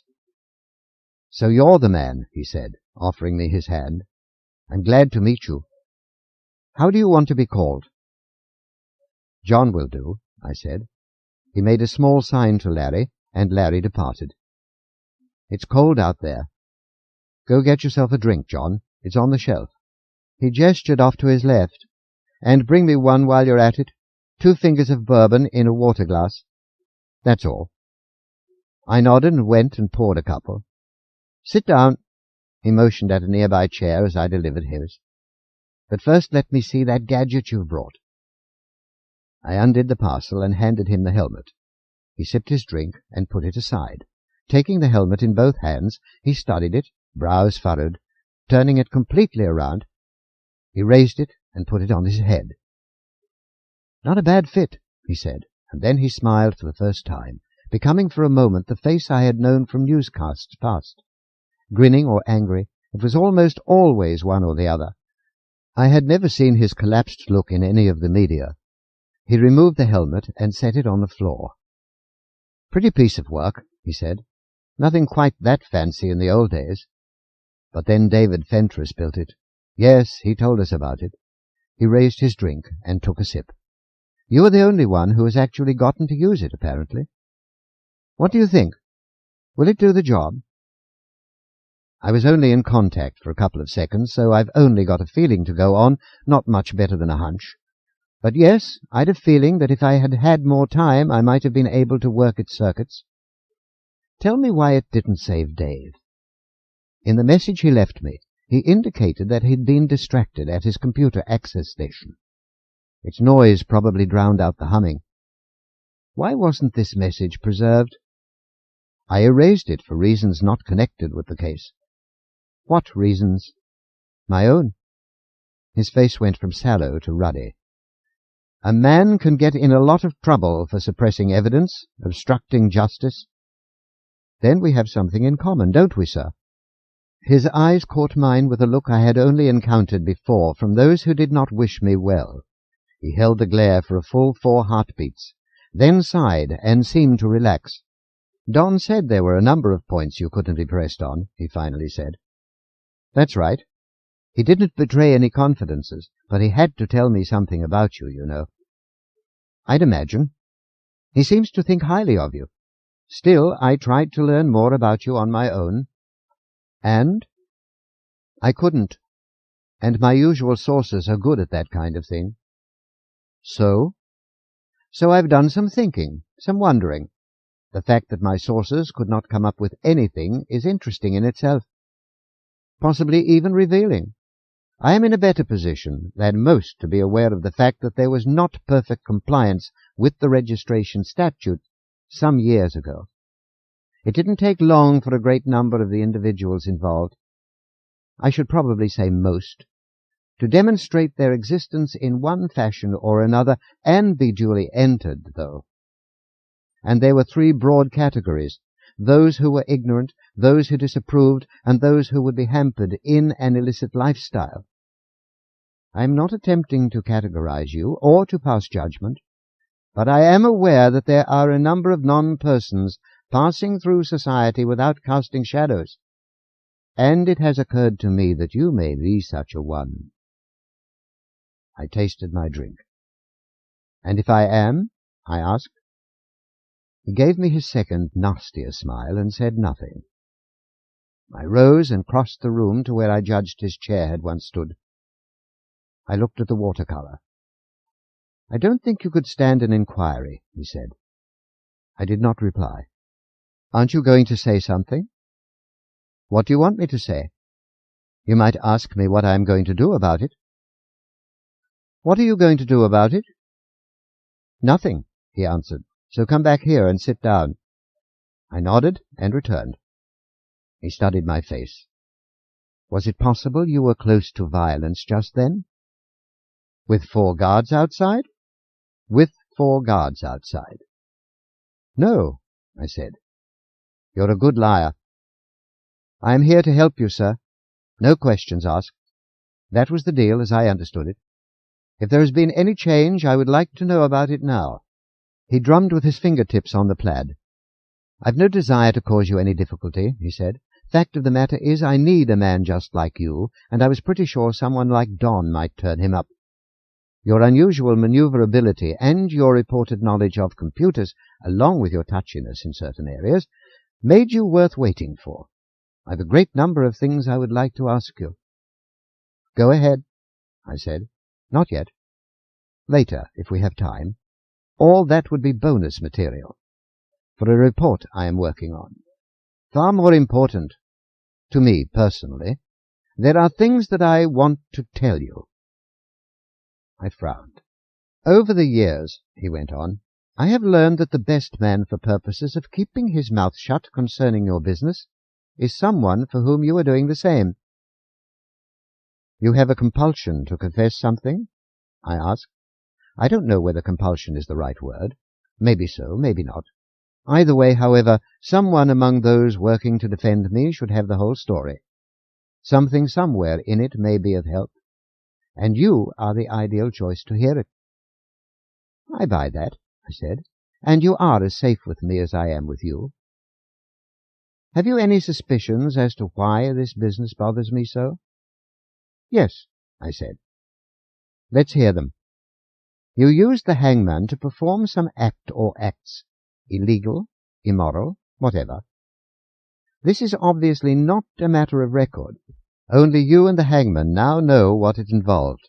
You feel it was sufficiently ignominious that when that device came to appreciate the full weight of the event, it suffered a breakdown which may well have led to a final determination to punish you for using it as you did. He stared down into his glass. You've got it, he said. You were all party to it? Yes, but I was the operator when it happened. You see, I killed a man. Actually, it all started as a celebration. We had received word that afternoon that the project had cleared. Everything had checked out in order, and the final approval had come down the line. It was go for that Friday. Lila, Dave, Manny, and myself, we had dinner together. We were in high spirits. After dinner we continued celebrating, and somehow the party got adjourned back to the installation. As the evening wore on, more and more absurdities seemed less and less preposterous, as is sometimes the case. We decided, I forget which of us suggested it, that the hangman should really have a share in the festivities. After all, it was, in a very real sense, his party. Before too much longer, it sounded only fair, and we were discussing how we could go about it. You see, we were in Texas, and the hangman was at the Space Center in California. Getting together with him was out of the question. On the other hand, the teleoperator station was right up the hall from us. What we finally decided to do was to activate him and take turns working as operator. There was already a rudimentary consciousness there, and we felt it fitting that we each get in touch to share the good news. So that is what we did. He sighed, took another sip, glanced at me. Dave was the first operator, he continued. He activated the hangman.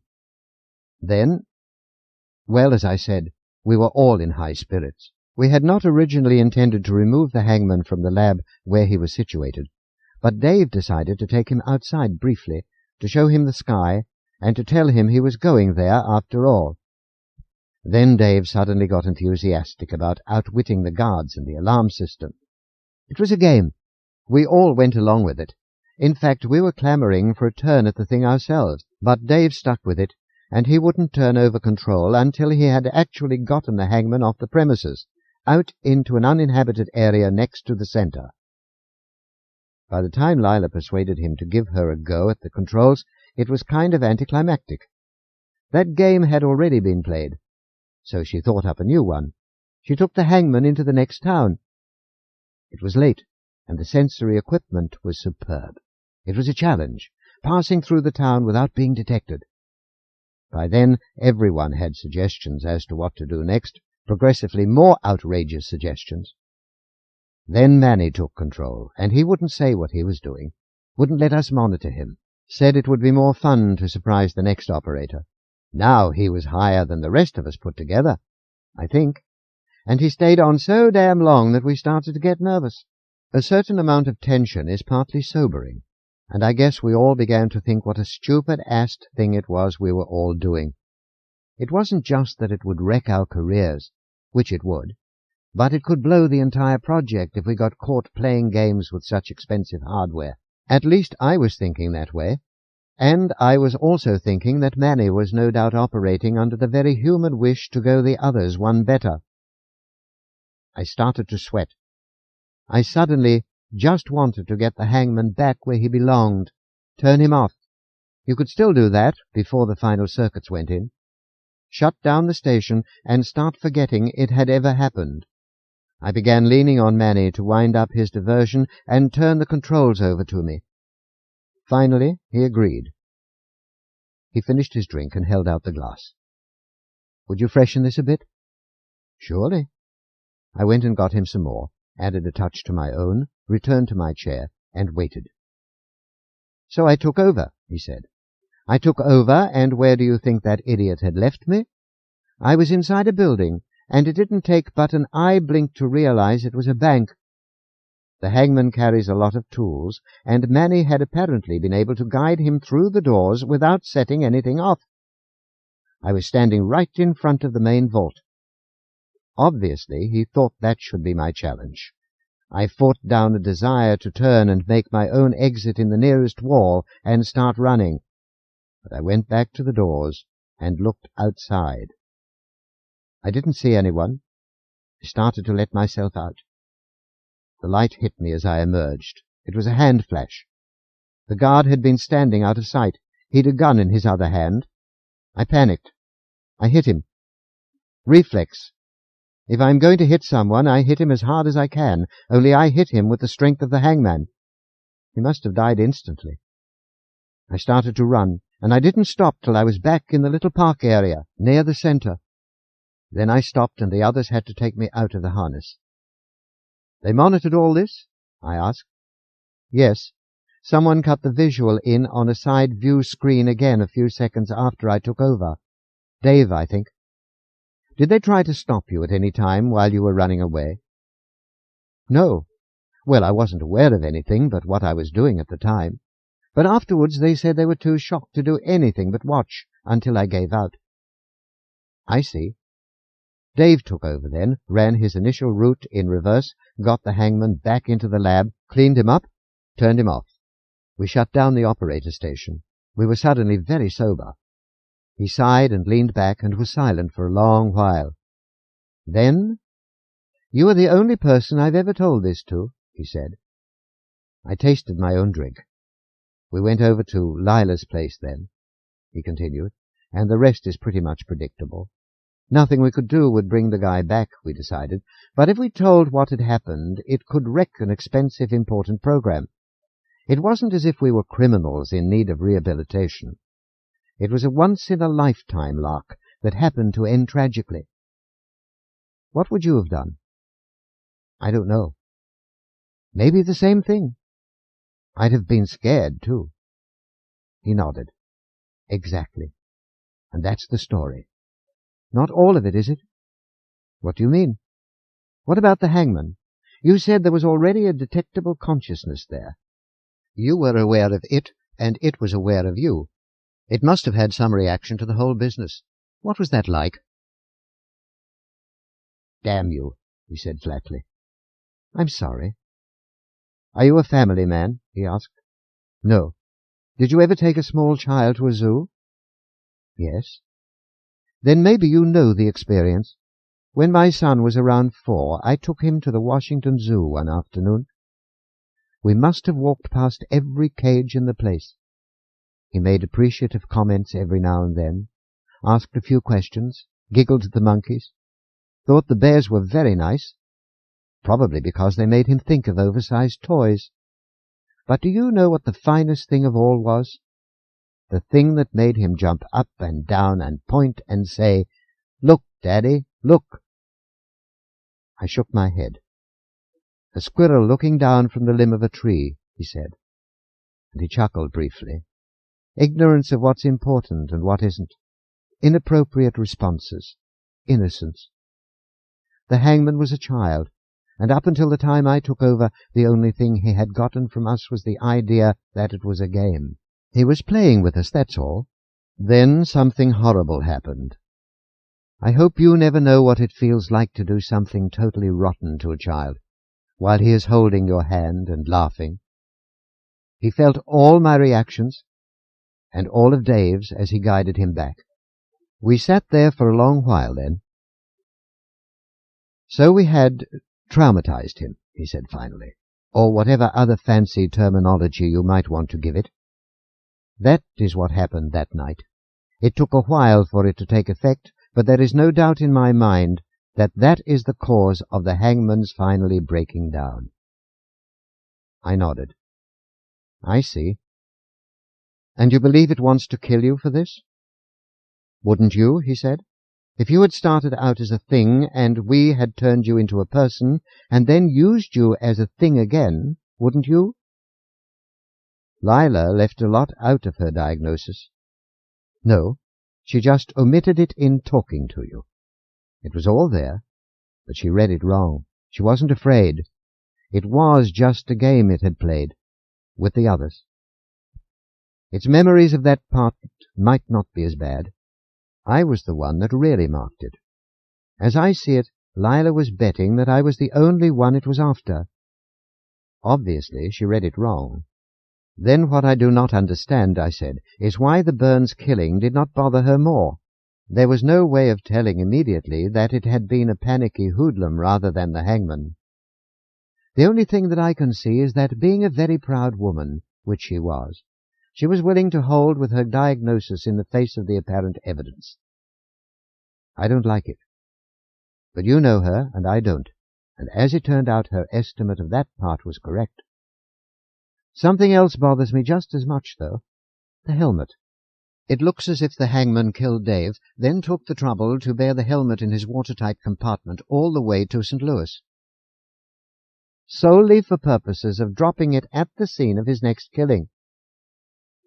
That makes no sense whatsoever. It does, actually, he said. I was going to get to that shortly, but I might as well cover it now. You see, the hangman possessed no vocal mechanism. We communicated by means of the equipment.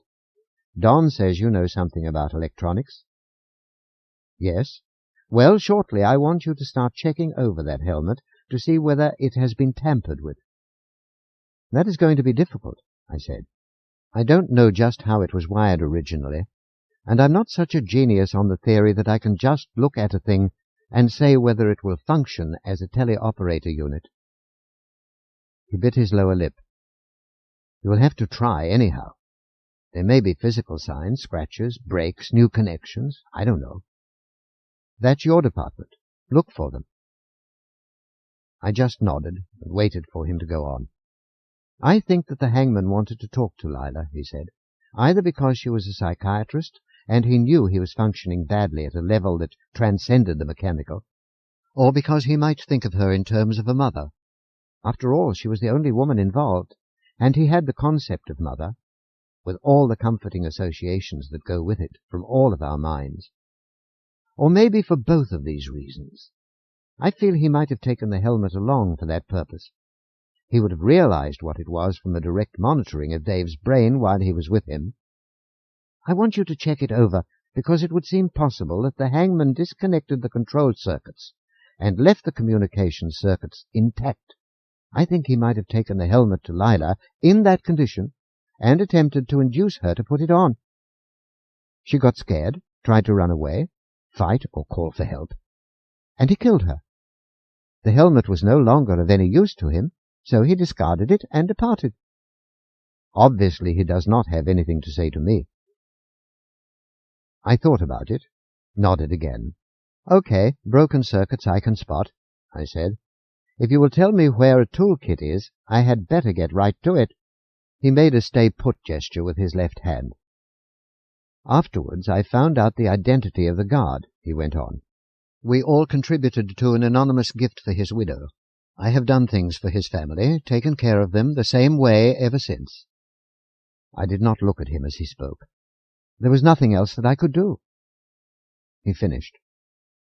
I remained silent. He finished his drink and gave me a weak smile.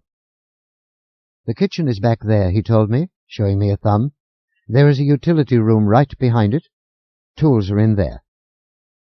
Okay. I got to my feet. I retrieved the helmet and started toward the doorway, passing near the area where I had stood earlier, back when he had fitted me into the proper box and tightened a screw. "Wait a minute," he said. I stopped. "Why did you go over there before? What's so strategic about that part of the room?" "What do you mean?" "You know what I mean." I shrugged. "Had to go someplace. You seem the sort of person who has better reasons than that." I glanced at the wall. "Not then," I said. "I insist." "You really don't want to know," I told him. "I really do." "All right. I wanted to see what sort of flowers you liked. After all, you're a client." And I went on back through the kitchen, into the utility room, and started looking for tools. I sat in a chair turned sideways from the table to face the door. In the main room of the lodge, the only sounds were the occasional hiss and sputter of the logs, turning to ashes on the grate. Just a cold, steady whiteness drifting down outside the window, and a silence confirmed by gunfire, driven deeper now that it had ceased. Not a sigh or a whimper, though. And I never count them as storms unless there is wind. Big, fat flakes down the night. Silent night. Windless night. Considerable time had passed since my arrival. The senator had sat up for a long time talking with me. He was disappointed that I could not tell him too much about a non-person subculture which he believed existed. I really was not certain about it myself, though I had occasionally encountered what might have been its fringes. I am not much of a joiner of anything any more, however, and I was not about to mention those things I might have guessed about this. I gave him my opinions on the central databank when he asked for them, and there were some that he did not like. He had accused me then of wanting to tear things down without offering anything better in their place. My mind had drifted back through fatigue and time and faces and snow and a lot of space to the previous evening in Baltimore. How long ago? It made me think of Mencken's The Cult of Hope. I could not give him the pat answer, the workable alternative that he wanted, because there might not be one. The function of criticism should not be confused with the function of reform. But if a grassroots resistance was building up with an underground movement bent on finding ways to circumvent the record keepers, it might well be that much of the enterprise would eventually prove about as effective and beneficial as, say, Prohibition once had. I tried to get him to see this, but I could not tell him how much he bought of anything that I said.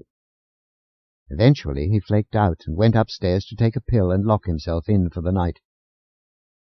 If it had troubled him that I had not been able to find anything wrong with the helmet, he did not show it.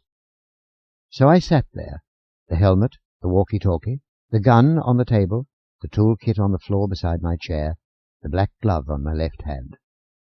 The hangman was coming. I did not doubt it.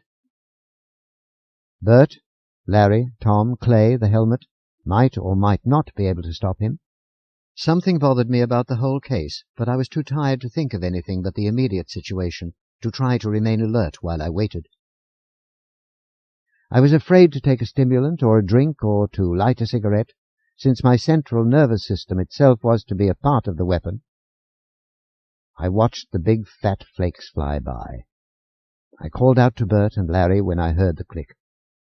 I picked up the helmet and rose to my feet as its light began to blink. But it was already too late. As I raised the helmet, I heard a shot from outside, and with that shot I felt a premonition of doom. They did not seem the sort of men who would fire until they had a target.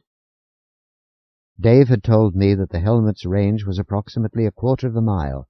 Then, given the time lag between the helmet's activation and the hangman's sighting by the near guards, the hangman had to be moving very rapidly. To this add the possibility that the hangman's range on brainwaves might well be greater than the helmet's range on the hangman, and then grant the possibility that he had utilized this factor while Senator Brockton was still lying awake, worrying. Conclusion: the hangman might well be aware that I was where I was with the helmet, realize that it was the most dangerous weapon waiting for him, and be moving for a lightning strike at me before I could come to terms with the mechanism. I lowered it over my head and tried to throw all of my faculties into neutral. Again, the sensation of viewing the world through a sniperscope with all the concomitant side sensations, except that world consisted of the front of the lodge. Bert before the door, rifle at his shoulder. Larry off to the left, arm already fallen from the act of having thrown a grenade. The grenade, we instantly realized, was an overshot. The flamer at which he now groped would prove useless before he could utilize it. Bert's next round ricocheted off our breastplate toward the left. The impact staggered us momentarily. The third was a miss. There was no fourth, for we tore the rifle from his grasp and cast it aside as we swept by, crashing into the front door. The hangman entered the room as the door splintered and collapsed. My mind was filled to the splitting point with the double vision of the sleek, gunmetal body of the advancing telefactor and the erect, crazy-crowned image of myself, left hand extended, laser pistol in my right, that arm pressed close against my side.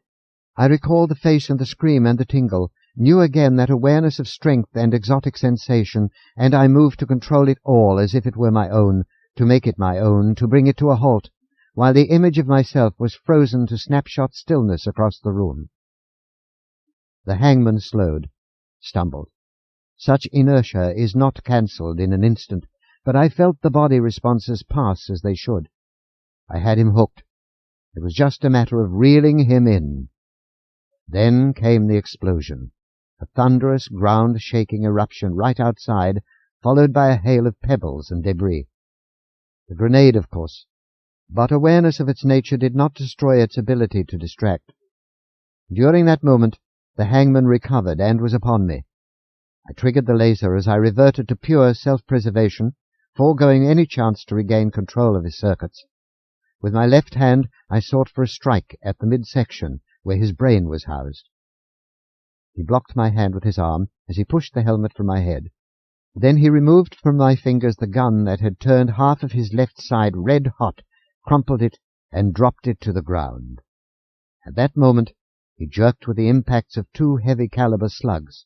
Bert, rifle recovered, stood in the doorway. The hangman pivoted and was away before I could slap him with the smother charge. Bert hit him with one more round before he took the rifle and bent its barrel in half. 2 steps, and he had hold of Bert. One quick movement, and Bert fell. Then the hangman turned again and took several steps to the right, passing out of sight. I made it to the doorway in time to see him engulfed in flames, which streamed at him from a point near the corner of the lodge. He advanced through them. I heard the crunch of metal as he destroyed the weapon. I was outside in time to see Larry fall and lie sprawled in the snow. Then the hangman faced me once again. This time he did not rush in. He retrieved the helmet from where he had dropped it in the snow.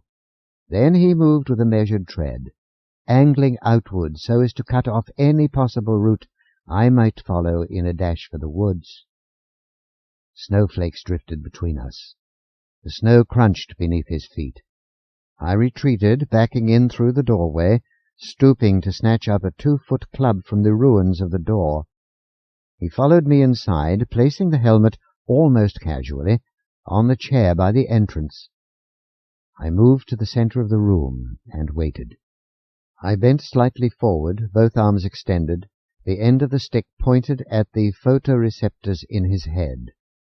He continued to move slowly, and I watched his foot assemblies. With a standard model human, a line perpendicular to the line connecting the insteps of the feet in their various positions indicates the vector of least resistance for purposes of pushing or pulling said organism off balance.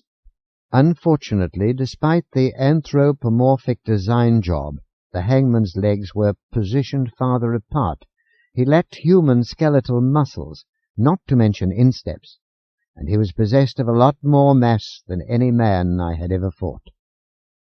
As I considered my 4 best judo throws and several second-class ones, I had a strong feeling none of them would prove very effective. Then he moved in, and I feinted toward the photoreceptors. He slowed as he brushed the club aside, but he kept coming, and I moved to my right, trying to circle him.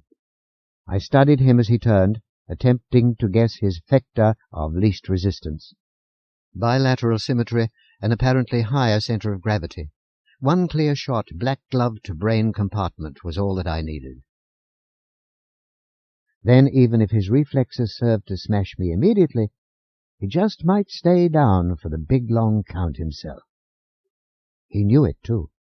I could tell that from the way he kept his right arm in near the brain area, from the way he avoided the black glove when I feinted with it. The idea was a glimmer one instant, an entire sequence the next. Continuing my arc and moving faster, I made another thrust toward his photoreceptors. His swing knocked the stick from my hand and sent it across the room, but that was all right. I threw my left hand high and made ready to rush him. He dropped back, and I did rush. This was going to cost me my life, I decided, but no matter how he killed me from that angle, I'd get my chance. As a kid, I had never been much as a pitcher, was a lousy catcher, and only a so-so batter, but once I did get a hit, I could steal bases with some facility after that. Feet first, then. Between the hangman's legs as he moved to guard his middle, I went in twisted to the right, because no matter what happened, I could not use my left hand to break myself. I untwisted as soon as I passed beneath him, ignoring the pain as my left shoulder blade slammed against the floor. I immediately attempted a backward somersault, legs spread. My legs caught him at about the middle from behind, and I fought to straighten them and snapped forward with all my strength. He reached down toward me then, but it might as well have been miles. His torso was already moving backward. A push, not a pull, was what I gave him, my elbows hooked about his legs. He creaked once, and then he toppled.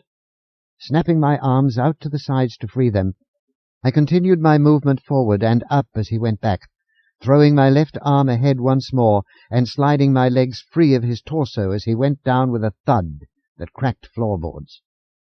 I pulled my left leg free as I cast myself forward, but his left leg stiffened and locked my right beneath it, at a painful angle off to the side. His left arm blocked my blow, and his right fell atop it. The black glove descended upon his left shoulder. I twisted my hand free of the charge, and he transferred his grip to my upper arm and jerked me forward. The charge went off, and his left arm came loose and rolled on the floor. The side plate beneath it had buckled a little, and that was all. His right hand left my biceps and caught me by the throat. As 2 of his digits tightened upon my carotids, I choked out, "You're making a bad mistake," to get in a few final words, and then he switched me off. A throb at a time, the world came back. I was seated in the big chair the senator had occupied earlier, my eyes focused on nothing in particular. A persistent buzzing filled my ears. My scalp tingled. Something was blinking on my brow. Yes, you live and you wear the helmet. If you attempt to use it against me, I shall remove it. I am standing directly behind you. My hand is on the helmet's rim. I understand. What is it that you want? Very little, actually, but I can see that I must tell you some things before you will believe this. You see correctly. Then I will begin by telling you that the 4 men outside are basically undamaged. That is to say, none of their bones have been broken, none of their organs ruptured. I have secured them, however, for obvious reasons. That was very considerate of you. I have no desire to harm anyone. I came here only to see Jessie Brockton. The same way you saw David Fentress. I arrived in Memphis too late to see David Fentress. He was dead when I reached him. Who killed him? The man Lila sent to bring her the helmet. He was one of her patients. The incident returned to me and fell into place with a smooth, quick, single click. a startled, familiar face at the airport as I was leaving Memphis. I realized where he had passed, noteless, before. He had been one of the 3 men in for a therapy session at Lila's that morning, seen by me in the lobby as they departed. The man I had passed in Memphis was the nearer of the 2 who stood waiting while the 3rd came over to tell me that it was all right to go on up. Why? Why did she do it? I know only that she had spoken with David at some earlier time, that she had construed his words of coming retribution, and his mention of the control helmet he was constructing as indicating that his intentions were to become the agent of that retribution, with myself as the proximate cause. I do not know what words were really spoken. I only know her feelings concerning them as I saw them in her mind. I have been long in learning that there is often a great difference between what is meant, what is said, what is done, and that which is believed to have been intended or stated, and that which actually occurred. She sent her patient after the helmet, and he brought it to her. He returned in an agitated state of mind, fearful of apprehension and further confinement. They quarreled. My approach then activated the helmet, and he dropped it and attacked her. I know that his first blow killed her, for I was in her mind when it happened. I continued to approach the building, intending to go to her. There was some traffic, however, and I was delayed en route in seeking to avoid detection. In the meantime, you entered and utilized the helmet. I fled immediately. I was so close. If I had not stopped on the 5th floor with my fake survey questions. I see. But you had to.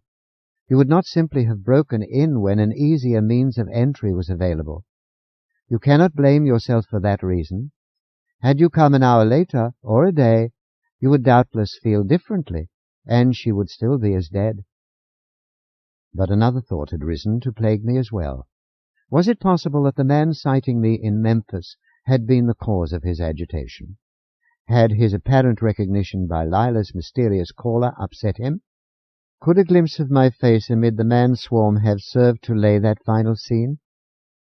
Stop. I could as easily feel that guilt for having activated the helmet in the presence of a dangerous man near to the breaking point. Neither of us is responsible for things our presence or absence causes to occur in others, especially when we are ignorant of the effects. It was years before I learned to appreciate this fact, and I have no intention of abandoning it. How far back do you wish to go in seeking causes? In sending the man for the helmet as she did, it was she herself who instituted the chain of events which led to her destruction. Yet she acted out of fear, utilizing the readiest weapon in what she thought to be her own defense. Yet whence this fear? Its roots lay in guilt over a thing which had happened long ago, and that act also. Enough! Guilt has driven and damned the race of man since the days of its earliest rationality. I am convinced that it rides with all of us to our graves. I am a product of guilt. I see that you know that. Its product, its subject, once its slave. But I have come to terms with it, realizing at last that it is a necessary adjunct of my own measure of humanity.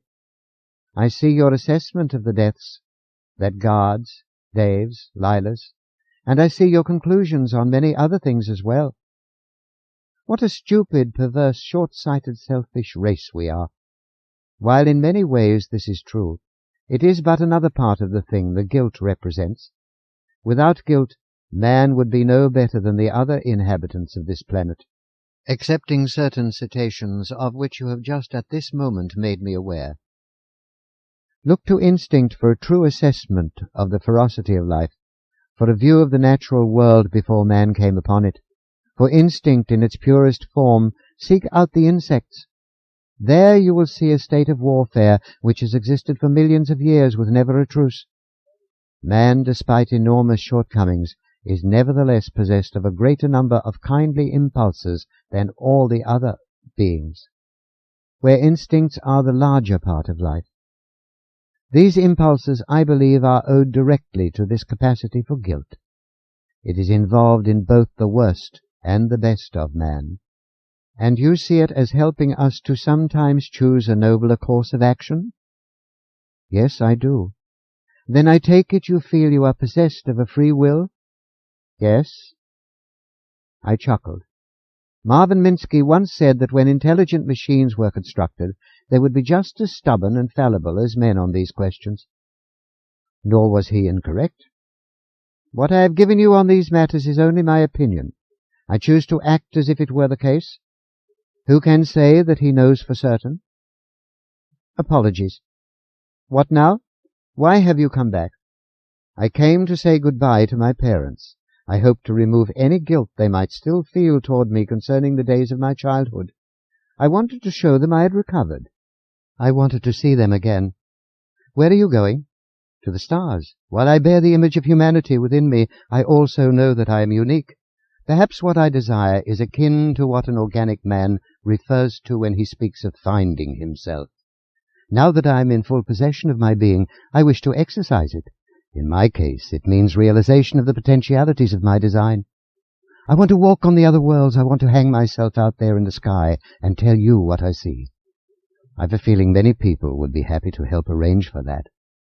And I want you to build a vocal mechanism I have designed for myself. You personally. And I want you to install it. Why me? I have known only a few persons in this fashion. With you I see something in common in the ways we dwell apart. I will be glad to. If I could talk as you do, I would not need to take the helmet to him in order to speak with my father. Will you precede me and explain things so that he will not be afraid when I come in? Of course. Then let us go now. I rose and led him up the stairs. It was a week later to the night that I sat once again in Peabody's, sipping a farewell brew. The story was already in the news, but Brockton had fixed things up before he had let it break. The hangman was going to have his shot at the stars. I'd given him voice and put back the arm I had taken away. I had shaken his other hand and wished him well just that morning. I envied him a great number of things, not the least being that he was probably a better man than I was. I envied him for the ways in which he was freer than I would ever be, though I knew he bore bonds of a sort that I had never known. I felt a kinship with him, for the things we had in common, those ways we dwelled apart. I wondered what Dave would finally have felt had he lived long enough to meet him, or Lila, or Manny. Be proud, I told their shades. Your kid grew up in the closet, and he's big enough to forgive you the beating you gave him, too. But I could not help wondering. We still do not really know that much about the subject. Was it possible that, without the killing, he might never have developed a full human-style consciousness? He had said that he was a product of guilt, of the big guilt. The big act is its necessary predecessor. I thought of Gödel, and Turing, and chickens, and eggs, and decided it was one of those questions. And I had not stopped into Peabody's to think sobering thoughts. I had no real idea how anything I had said might influence Brockton's eventual report to the Central Data Bank Committee. I knew that I was safe with him, because he was determined to bear his private guilt with him to the grave. He had no real choice if he wanted to work what good he thought he might before that day. But here, in one of Mencken's hangouts, I could not but recall some of the things he had said about controversy, such as, did Huxley convert Wilberforce? And did Luther convert Leo X? And I decided not to set my hopes too high for anything that might emerge from that direction. Better to think of affairs in terms of prohibition, and take another sip. When it was all gone, I would be heading for my boat. I hoped to get a decent start under the stars. I'd a feeling I would never look up at them again in quite the same way. I knew I would sometimes wonder what thoughts a supercool neurist-type brain might be thinking up there, somewhere, and under what peculiar skies in what strange lands I might one day be remembered. I had a feeling this thought should have made me happier than it did.